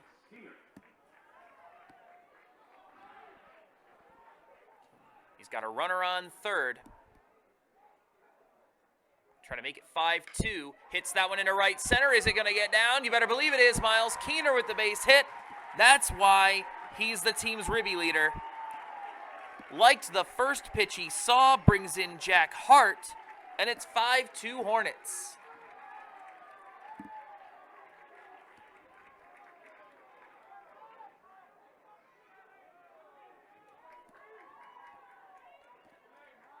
The Hornets have done exactly what they needed to do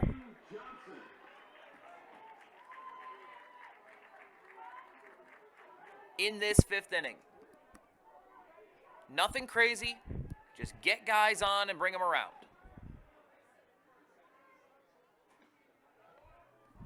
Hit after hit. Keep the line moving. And next in line is Braden Johnson, who watches ball one. Miles Keener on first. Dancing over there at first. The pitch, fouled away. 1-1 count to Johnson.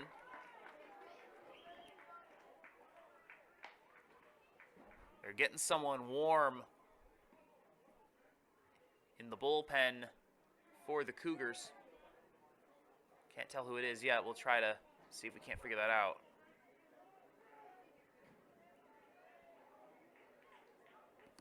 I believe that is Jason Boldman. No, it's not Jason Boldman because he's at first. I'm trying to see who that is. They're gonna check. They're gonna check on the runner over at first. Trying to read the number from over here. It's a little bit far away. That might be Connor Weber, 40, not 42. Who's getting warm over there in the Lansing Catholic bullpen. 1-1 to Johnson. That's inside. Gets away from the catcher. Runner will take second.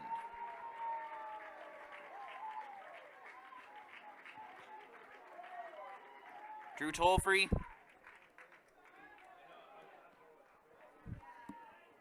Gave up only 3 hits through the first 4 innings, but in this inning it's been 4 hits. And now a wild pitch. Third time through the order has been the charm for the Hornets.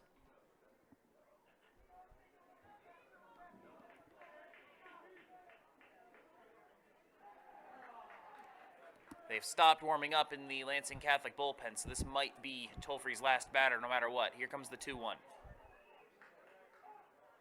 Check swing. He did not go, but it gets away from the catcher again. He rounds third, and he's going to dive back into the bag. Miles Keener on to third, back-to-back wild pitches and or passed balls, depending on how you want to score them. They were off the catcher's frame.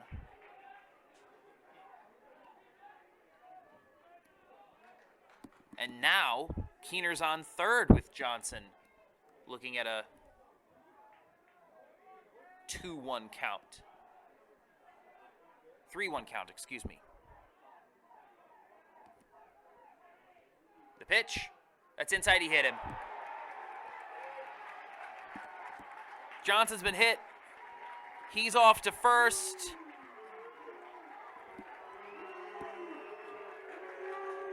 And now I think that Tolfree might be exiting this baseball game. 4 solid innings, but the 5th, everything came unraveled. And Dylan Roost will take the ball from his starter. A disappointing outing for one of the area's best pitchers, but how about this Williamston order?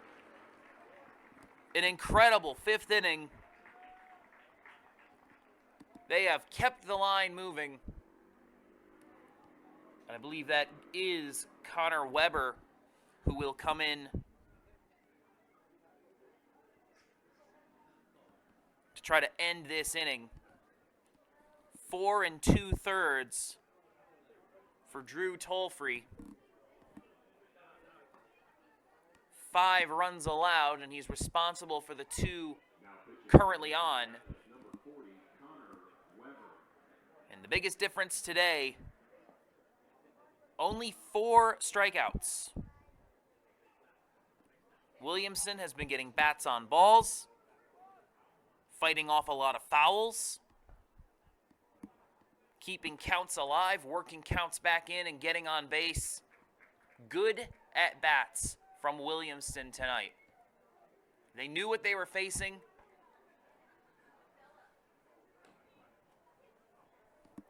And they handled it brilliantly. And with Rudy Marina is now due up, after he beat Tolfree twice, they've decided to give someone else a crack at him.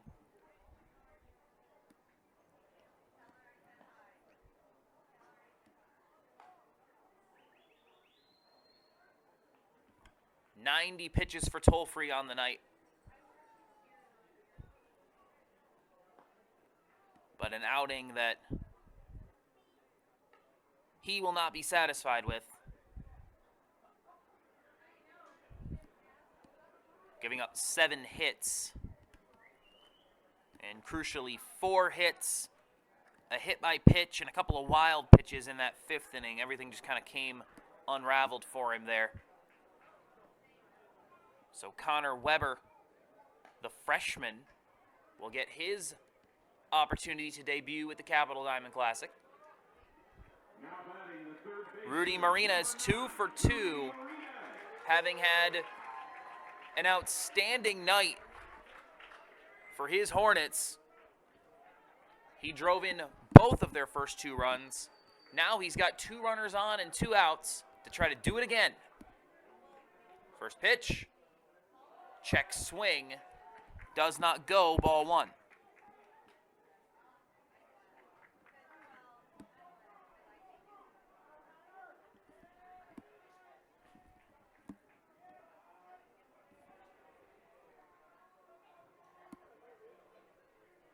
Infield playing straight up, the 1-0, outside 2-0. High school relievers, not easy to be a high school reliever.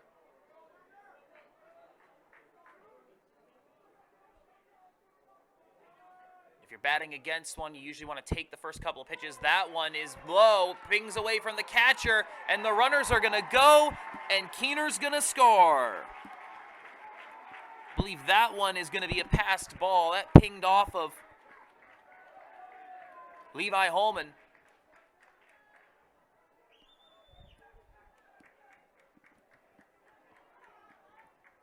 3-0 count to Marinez. Johnson on to second. It's 6-2. Runner goes to third. Throw down to third. Tag is not in time. Johnson steals third. Strike one to Marinez.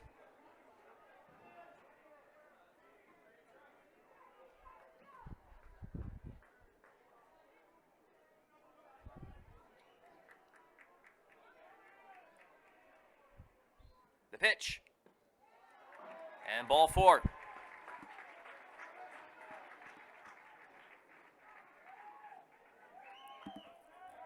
Now Brett Palmer, the ninth batter of the inning, with runners at the corners. Number 10, Brett Palmer.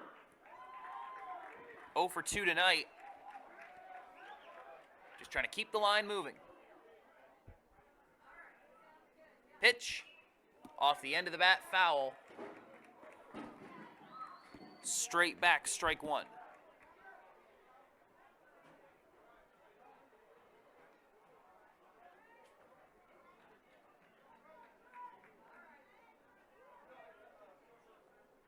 Oh, 1 to Palmer. Inside, and runner's going to go. Marina's going to take second without a throw.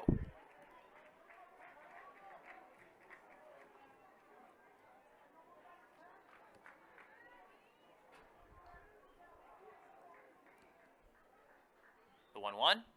Swung on down the third base line, but it's foul.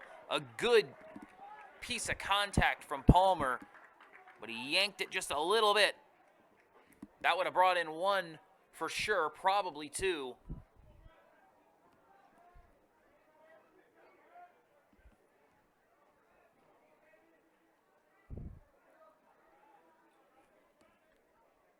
The 1-2, Weber trying to get out of this. The pitch. Swung on and grounded away, foul.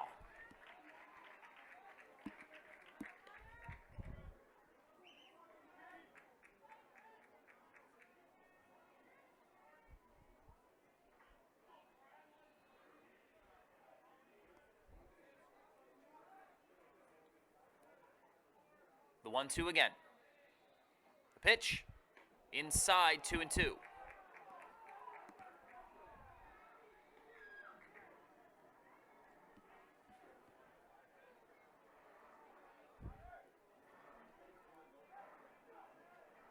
Two balls, two strikes to Palmer. Two runners in scoring position. The pitch. That is just inside, ball three. Palmer wanted the call, or excuse me, Weber wanted the call, did not get it. And now it's a full count to Brett Palmer. Parker Freeze, team's batting average leader, is on deck. The 3-2, fouled away. Eighth pitch of the at-bat coming up.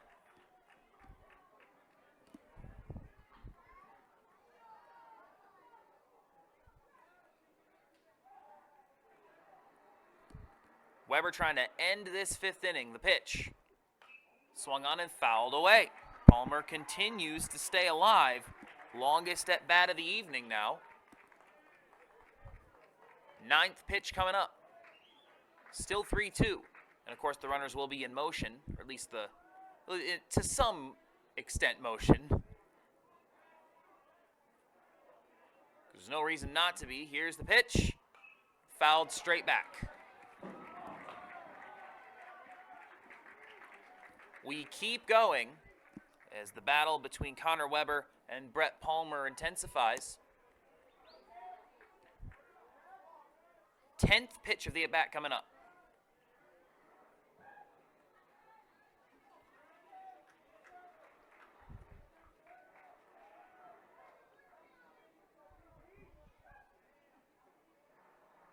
The pitch. Check swing. Did he go? It hit him on the arm. It hit him on the wrist. As he presented the check swing, tried to bring it back. It did hit him on the wrist, so a hit by pitch will end the 10-pitch at bat. And the bases are loaded now for Parker Freeze. 0 for 2 so far. As we've said multiple times, team's leader in batting average, .448 batting average. And now Roost having a talk with Weber with the bases loaded. As this game reaches the out-of-hand threshold, you've absolutely got to find a way to get this man out.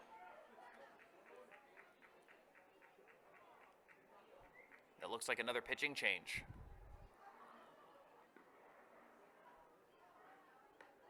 It is, in fact, another pitching change. Jack Grill going to come in from third to try to finish the job. So Weber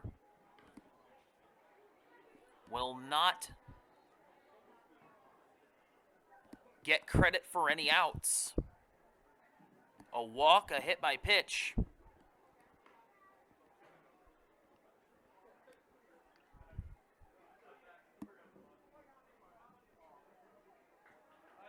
On 2 batters. No batter minimum in high school. So in Major League Baseball, you couldn't do this. You would have to face 1 more batter. But in high school ball, there is no such minimum.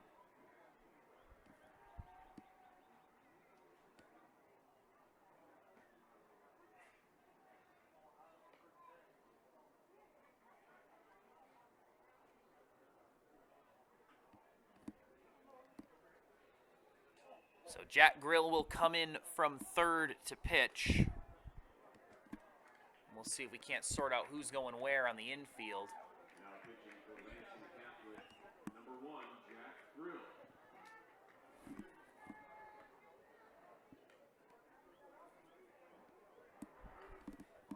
Parker Freeze now with a chance to add to the lead. Bases loaded, 2 outs, 6-2 in the bottom of the 5th.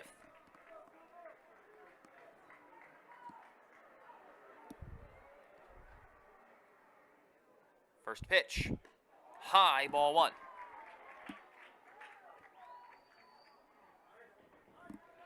As a batter facing a reliever in high school, typically you'll want to take the first couple pitches, make him throw strikes. As he gets acclimated to the game, that one on the inside part of the plate swung on and missed by Freeze. He liked that one, 1-1. Took a big cut at it, but missed it. Here's the pitch. Swing and a miss, 1-2. That one right down Main Street. Good pitch from Grill.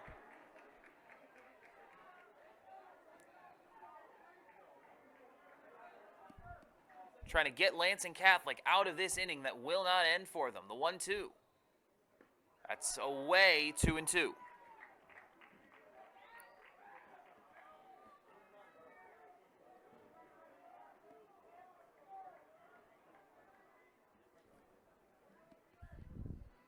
The 2-2. Grill deals. Swing and a miss.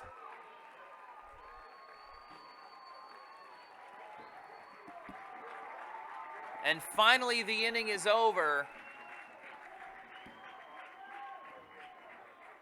But not before.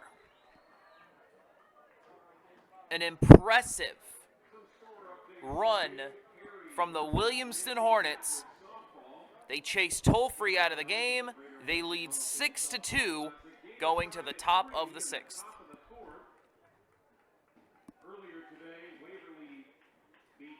The Robert Downing Group spends a lot of time working in different communities, but the message is always the same. The housing market is hot, it's complicated, and it's complex. So what can you do? Work with a real estate professional who is patient, understanding, and dedicated to working with you, not through you. That real estate agent is Mid-Michigan's own Robert Downing at Keller Williams Realty. If you're buying, selling, or unsure of what to do next, the Robert Downing Group will take the time to help you achieve your next step. Find them on Facebook at the Robert Downing Group, or or call them at 517-853-6390. That's 517-853-6390. Versus Grand Ledge immediately following. The 63rd annual Dean Shippey Capital Diamond Classic brought to you by Tigers victorious over the Giants today, 3-1. They continue to be one of the best teams in baseball, 35-20.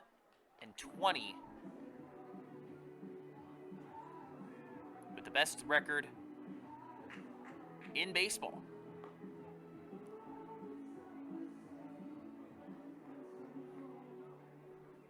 Baseball in Michigan, really good place right now, especially here in mid-Michigan. Obviously, Capital Diamond Classic going on right now. The Lugnuts are a lot of fun to watch, a lot of fun young prospects in that athletic system. I know that sounds ridiculous, given how the athletics have kind of been a punching bag for a long time, but a lot of really fun guys on that Lugnuts team. They're having a really strong season competing in the Midwest League. Then, of course, Tigers, one of the best teams in baseball right now. First pitch to Jack Grill is down for ball 1. Grill, Fernandez, and Payne due up. Second pitch is down for ball 2.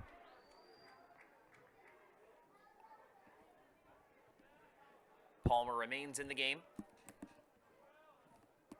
We'll see if the long break affects him at all. Currently down 3-0 in the count as that one's down and away. Lansing Catholic, they've got the hitters. Yeah, they get a couple of guys on. They can do some damage. They can get right back in this thing. And that one's inside on Grill, and he's aboard. A 4-pitch walk, not how you wanted to start if you're Brett Palmer. And that might be one of those things where, as a pitcher, maybe you let the arm go a little bit while you watch your team bat around for a while. That one's down for ball 1. 5 straight balls to open up the inning. This one to Alex Fernandez. Fernandez 0 for 1 with a fielder's choice RBI earlier. That one's high, 2-0.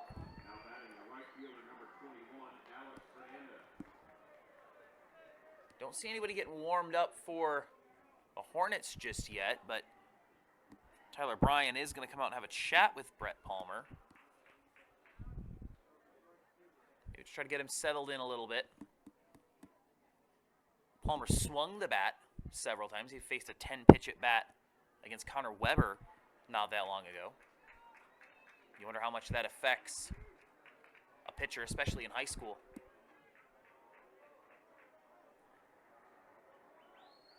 Runner on, 2-0 count to Fernandez. Hornets just need 6 outs to put this one to bed and book a spot in the semis. That one's away, 3-0.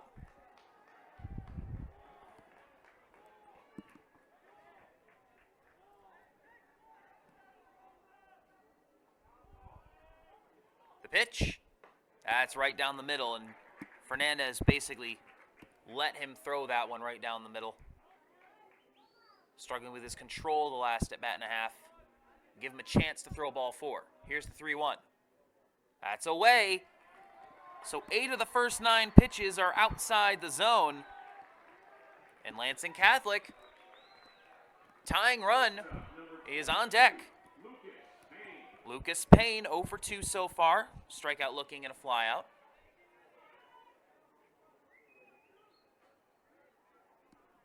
Now here comes Ryan Orr to have a conversation with his starter. Now they are getting someone warm in that bullpen. Can't tell from up here who it is. But Hornets are at least preparing. Palmer's been super solid in this one. Gave up 2 hits in the first and 1 run, and that is it. Hitless baseball for the Lansing Catholic offense the past 4 innings. But back-to-back walks.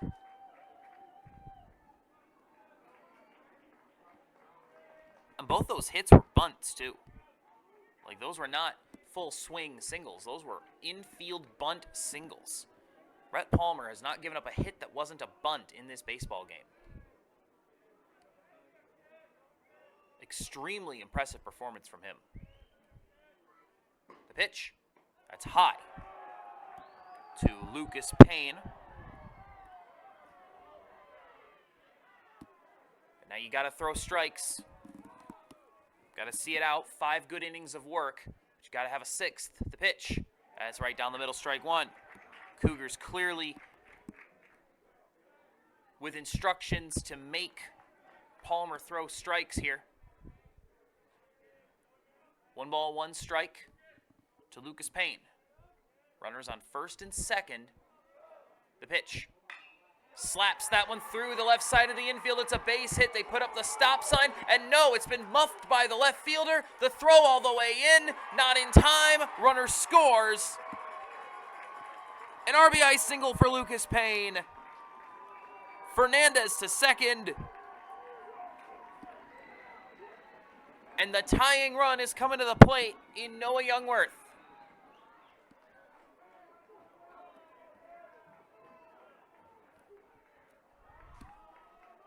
Wow, wow, wow. We got a ball game here, folks. Anyone who thought the Cougars were going to roll over,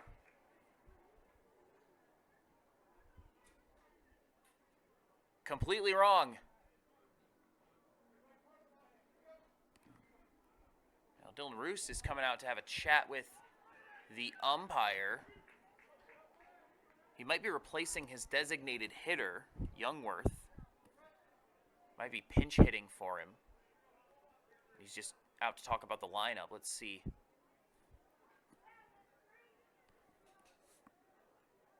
Trying to see who it is that has the bat in hand for the Cougars. And they're pointing at a piece of paper, which you would presume is a lineup card. It's Watson Ferrari who's going to come in. So Watson Ferrari, who was in as a pinch runner earlier,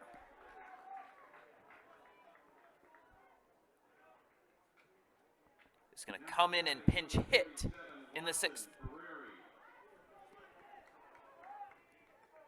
With 2 runners on, they're going to bring in the righty to face the lefty Palmer. The pitch. Watches ball 1 outside. And that's a pitch that I think Palmer's going to think he got that as a strike earlier in the game.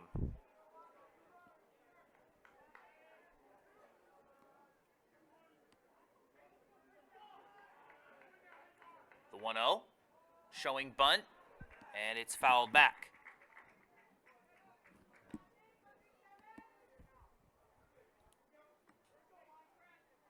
Ferrari might just be in to try to advance the runners for Levi Holman.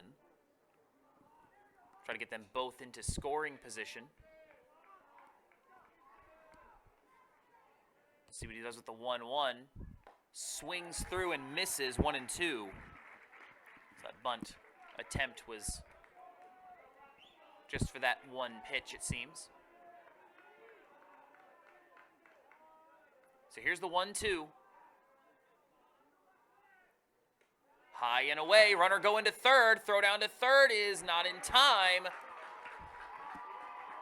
Fernandez takes third. 2-2 count to Youngworth.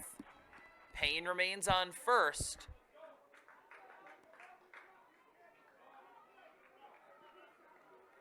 Lot of intrigue here in the top of this 6th inning. Tying run at the plate for Lansing Catholic. 2-2 count.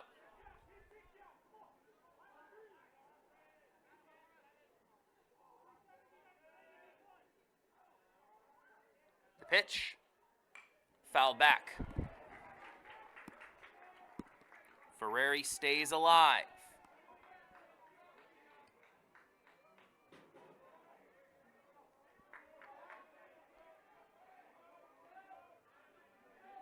Going to throw back over to first. Check on Payne. Dives back into the bag.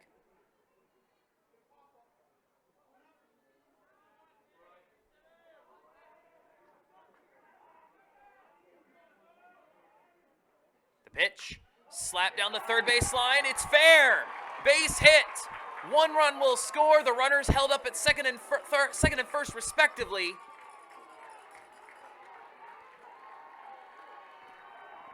Ferrari comes in to pinch hit. and delivers with a single to bring in Fernandez, push Payne to second, and cut the lead to 2. The go-ahead run at the plate is Levi Holman. And I think that's going to be the end of the night for Brett Palmer.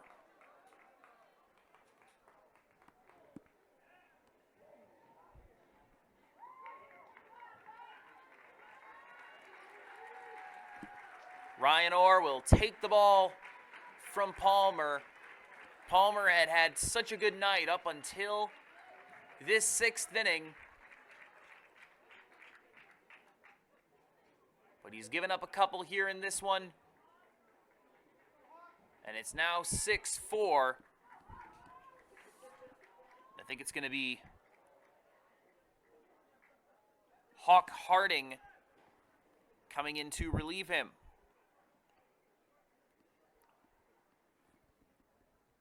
So some changes being made to the defensive lineup as well. They're going to move Palmer to first. It looks like they're sending Tobin Smith to the outfield.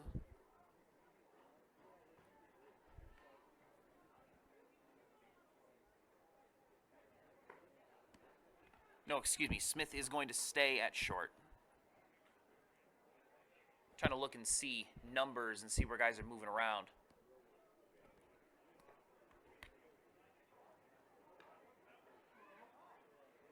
It's not always easy to tell from up here.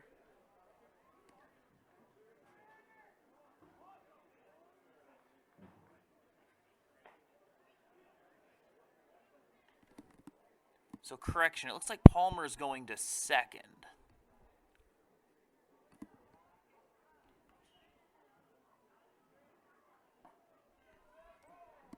Trying to read these numbers from up here through the protective netting. It's making my head spin a little bit.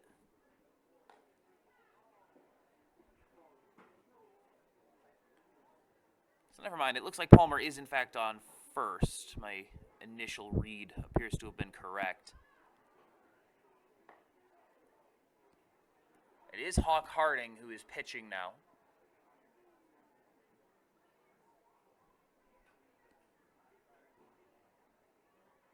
So I'm not sure where Miles Keener ended up.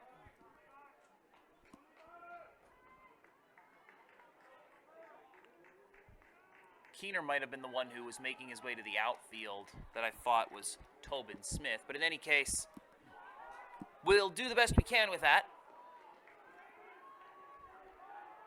2 men on for the Cougars. Levi Holman in. Hawk Harding.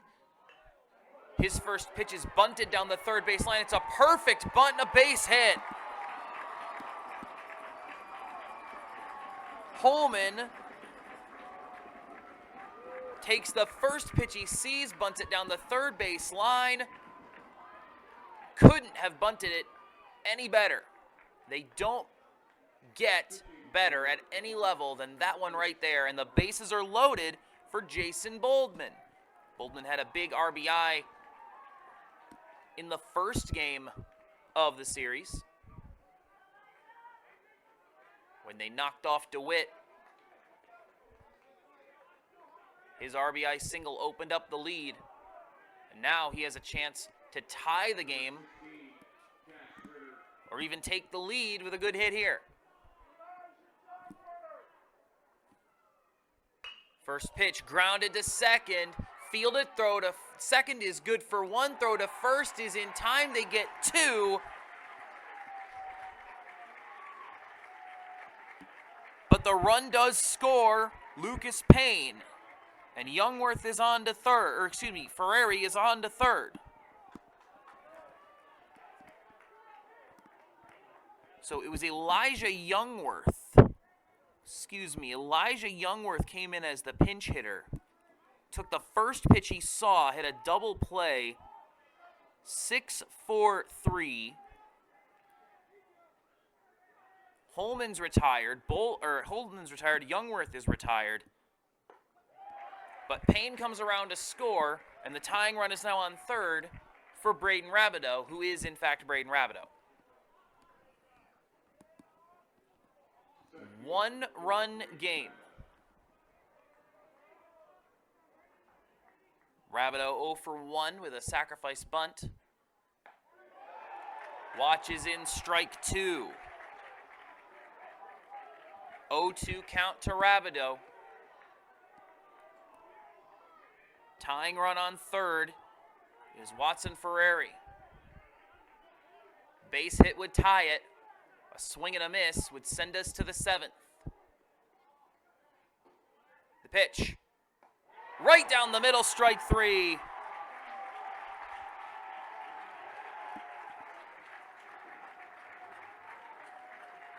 So they're going to hold on to the lead, but only just.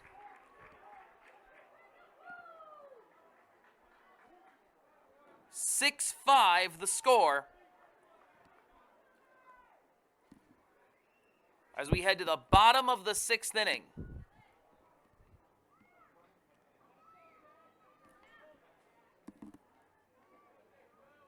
Three hits,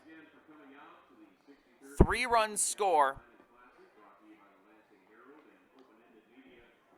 A long 6th inning for Williamston.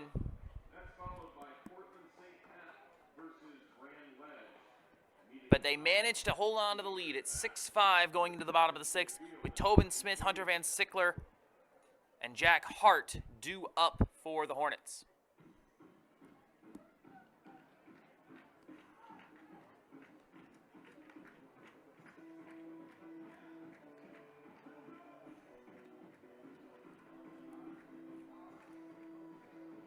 Still everything to play for here. After 4.5 innings of very solid pitching, the hitters came alive in the bottom of the 5th for the Hornets. They scored 4 to take the lead. Cougars respond with 3 to cut the deficit to 1. And now the Cougars are going to try to keep it close.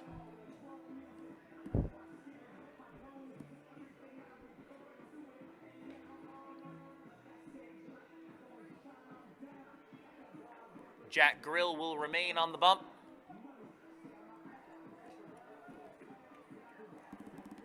He's the one who got the last out.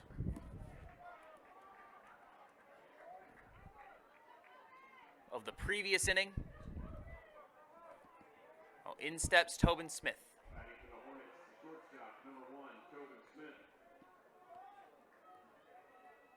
The pitch. Outside ball 1.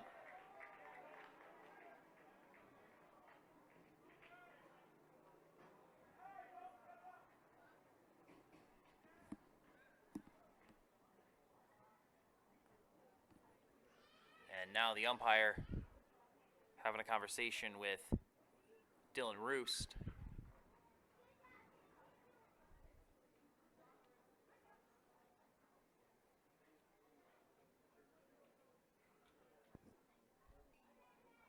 Or excuse me, that's Ryan Orr, my mistake. He's having a conversation with Orr. I think he's looking at that roster card.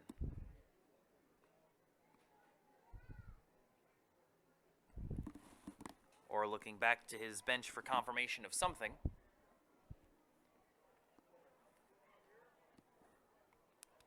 It is Tobin Smith who is in the box right now. And he's the one who took that first pitch. Van Sickler still in the on-deck circle. And whatever it is the umpire wanted to talk to him about has been cleared up. So 1-0 to Smith coming up. Third base playing in for the Cougars. The pitch, that's way away, 2-0.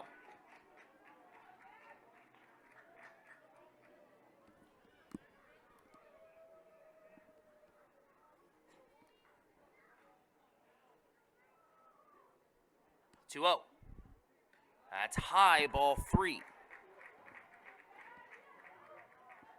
As the night has worn on, the strike zone has seen fewer and fewer pitches. Here's the 3-0. That's away, ball 4. Tobin Smith is aboard for the second time tonight. Got a single back in the 5th, walks here, and in comes Hunter Van Sickler. And now Ryan Orr having another conversation with the umpire, coming out of the dugout to say something.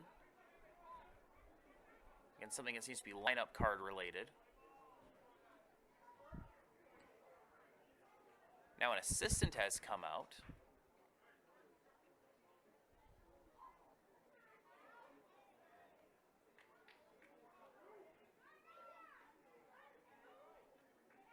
Well, whatever it is, the umpire seems satisfied once again, so Hunter Van Sickler will step in with a runner at first. Hornets trying to add to their lead.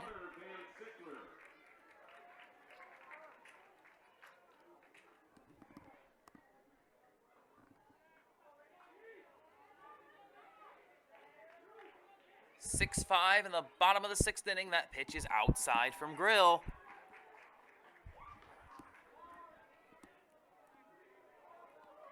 Nobody warming up for the Cougars. But 5 straight balls to start the 6th for Jack Grill. Here's the 1-0. That's in for strike 1 looking. At some level, you just got to find the zone.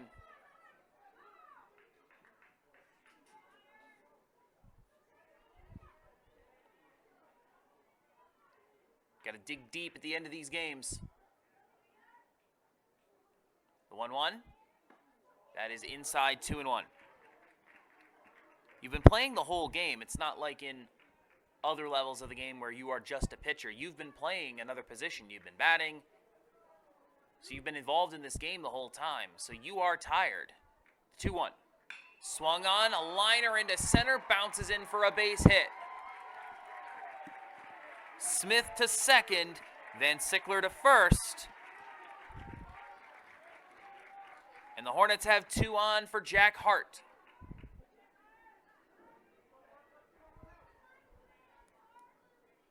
Number 4, Jack Hart. Righty singled in the 5th to bring in a run. Came around to score himself.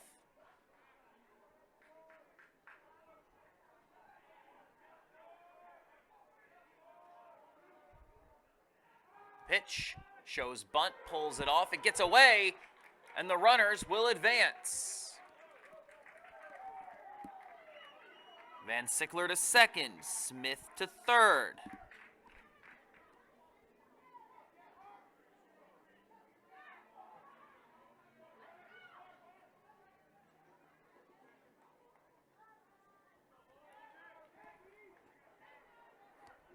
Now 2 runners in scoring position for Jack Hart, and that one hits him.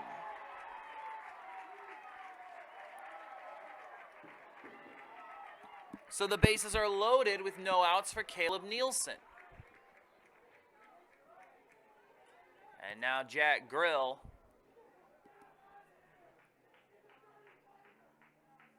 might get the ball taken from him right here. Dylan Roost out to have a chat.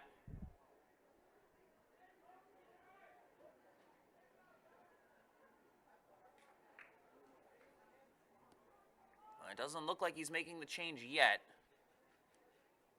Just having a conversation, the entire infield on the mound.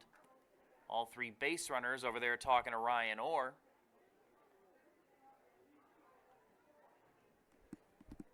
Hornets 6, Cougars 5, bottom of the 6th. Hornets have the bases loaded and nobody out, as the relief pitching tonight has not held up for the Cougars so far.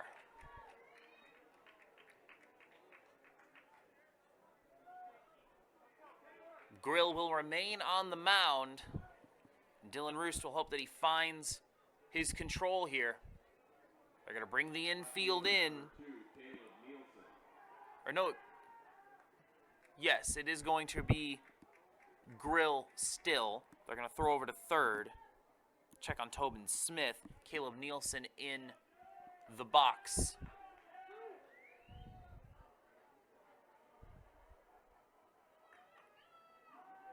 First pitch to Nielsen.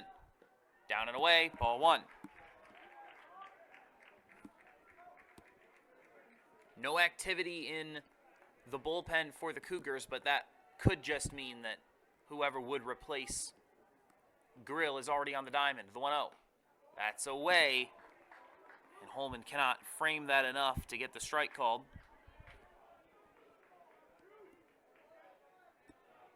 Two balls, no strikes to Nielsen.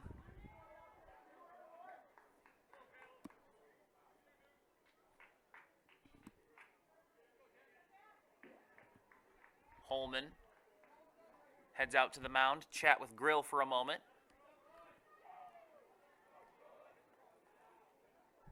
(2-0) upcoming.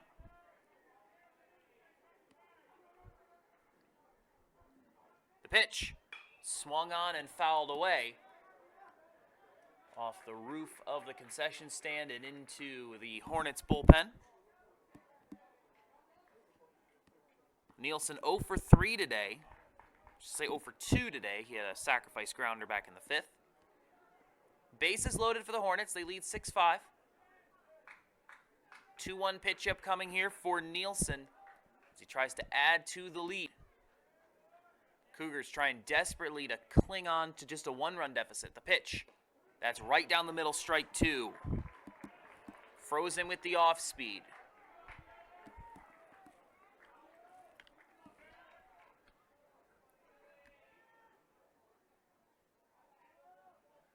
The 2-2.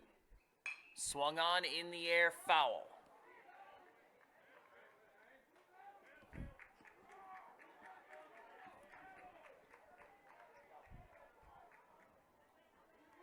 You can feel the tension here at McLean Stadium.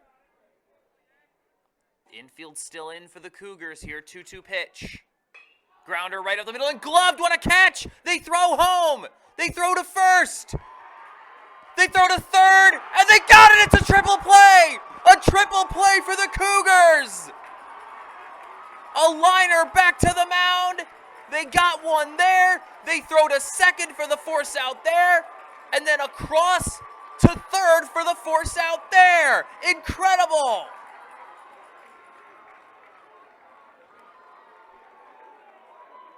They initially threw home. The runner got kind of caught between the bases. Then they just throw to first because that's where the force is, and then throw across to third for that force out. Incredible.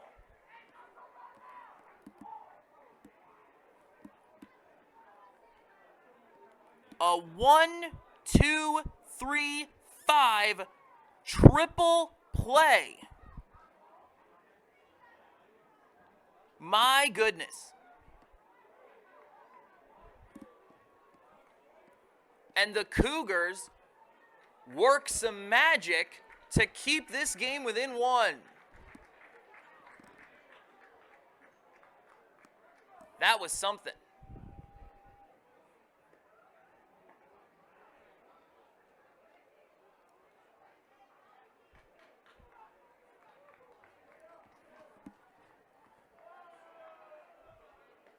OpenEditMedia.com is your home for broadcasting in mid-Michigan. If you have a team or an event and you need a broadcast team, whether it's a radio broadcast like this one or a full production TV broadcast, Open-Ended Media is the official broadcast production partner of MSU Women's Hockey, Detroit Mechanics, Ultimate Frisbee, and Red Cedar FC, in addition to the Capital Diamond Classic. So bring us on board, and we'll do your event justice. OpenEndedMedia.com or email Caleb at OpenEndedMedia.com.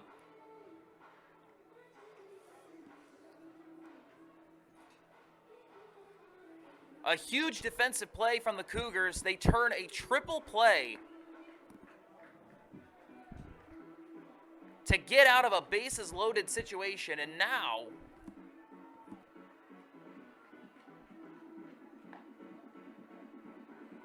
the Hornets have 3 outs they need to get out of this game with a win. Top of the 7th. Hornets 6. Cougars 5. Due up for the Cougars. Ethan Link, Drew Tolfree, Jack Grill, top of the order. You just need one, but you need one. Hawk Harding induced a double play and got a strikeout since he checked into the ball game as the reliever. The pitch. First one's right down the middle, strike one.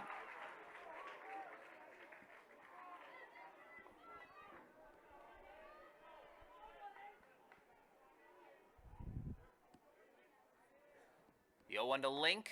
Check swing. Did he go? He did. Strike two. Link got hit in the first. RBI sack grounder in the second. Fly out in the fifth. The 0-2. Off the end of the bat, foul.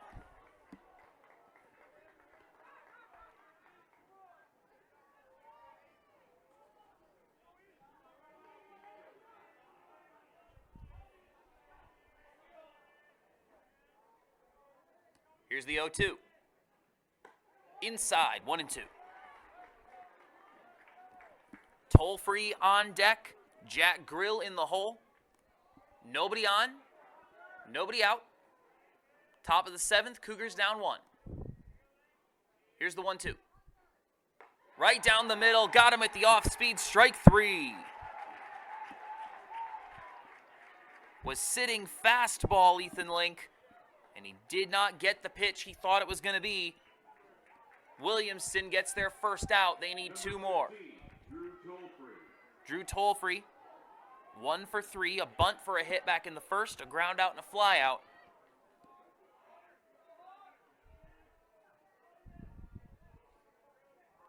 First pitch.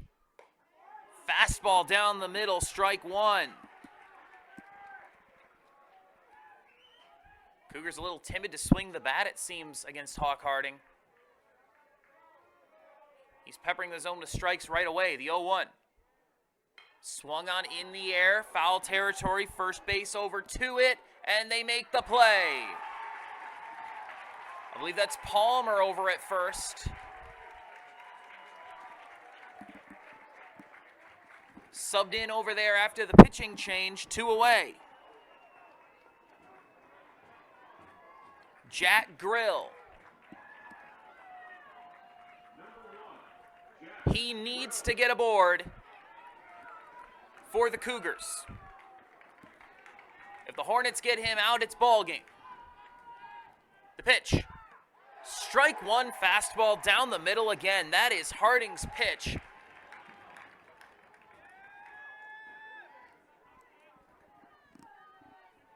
The 0-1. Swung on into left. That's down for a base hit. The tying run's aboard for the Cougars. Alex Fernandez coming up. RBI fielder's choice, a fly out and a walk. Team's leading batter, 447 on the season. Number 21, Alex 2 for 4 in this Capital Diamond Classic. Has a pair of ribbies too. He loved one right here. First pitch. Strike one on the outside part of the plate.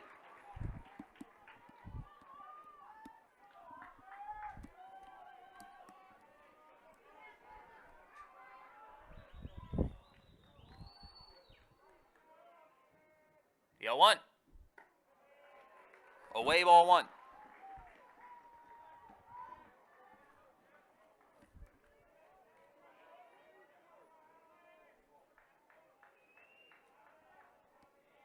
The 1-1. In the air, foul territory, and out of play. 1-2 for Jack Grill. Hawk Harding trying to close this baby out and get the save.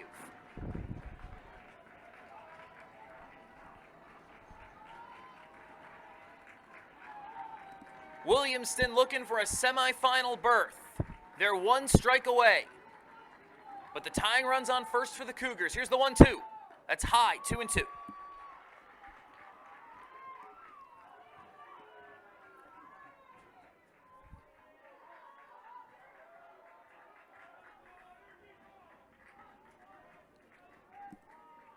Lucas Payne on deck. He wants his chance.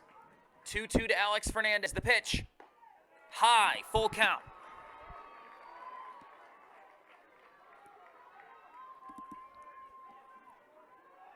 Cougars trying to live to fight on. Winner plays in the semifinal Thursday night.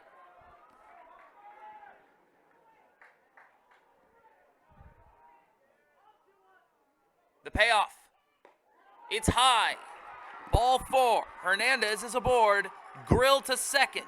The go-ahead run is on the base paths for the Cougars. Here comes Lucas Payne. Strikeout, flyout, RBI single for him tonight. Number 22. 1 for 5 in the tournament. He's got 2 runners on, 1 on first, 1 on second. And if both of them score, the Cougars take the lead.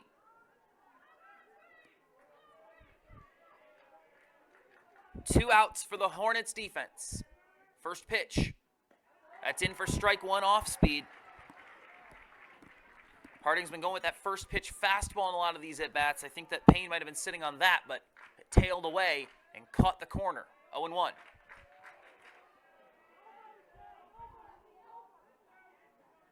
The pitch. That's inside, it plunks him. Payne's on first after getting hit. Now the bases are loaded. Top of the 7th. Watson Ferrari pinch hit for Youngworth as the designated hitter back in the 6th, and now he's going to stay in the lineup for the 7th.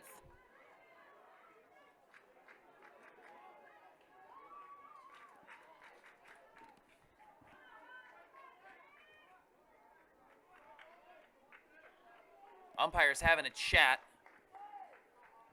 Dylan Roost came out to say something to the home plate umpire. Now the umpires are conversating near the mound. Again, I think this is a lineup-related thing. It's the most common reason that umpires have chats with managers and with each other in high school baseball. Just making sure they're all on the same page with who's in and who's out and all those details. But everyone seems to be satisfied, so we're going to resume playing baseball here. Number 37, Watson Ferrari. Watson Ferrari. 1 for 1 tonight. Came in as a pinch hitter in the 6th, got aboard. Has a chance to put his team in front with a base hit here, but an out ends it. The pitch. Fouled away.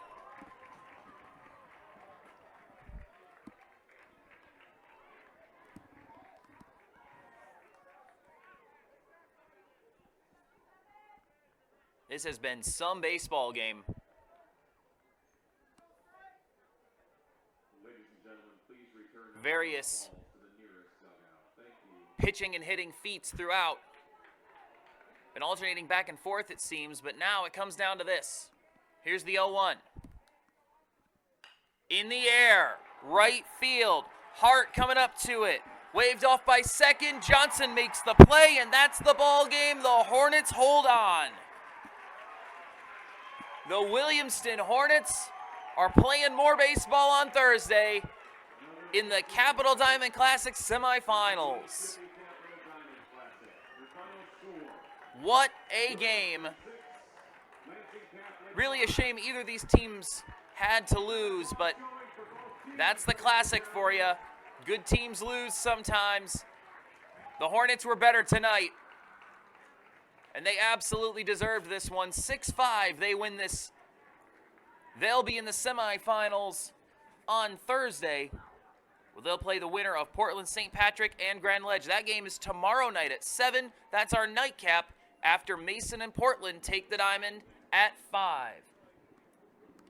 For all of us at Open-Ended Media, thank you so much for joining us. Please be back tomorrow for more Capital Diamond Classic Baseball. You've been listening to the Capital Diamond Classic on Open-Ended Media, presented by the Lansing Herald. Don't forget, ladies and gentlemen, tomorrow.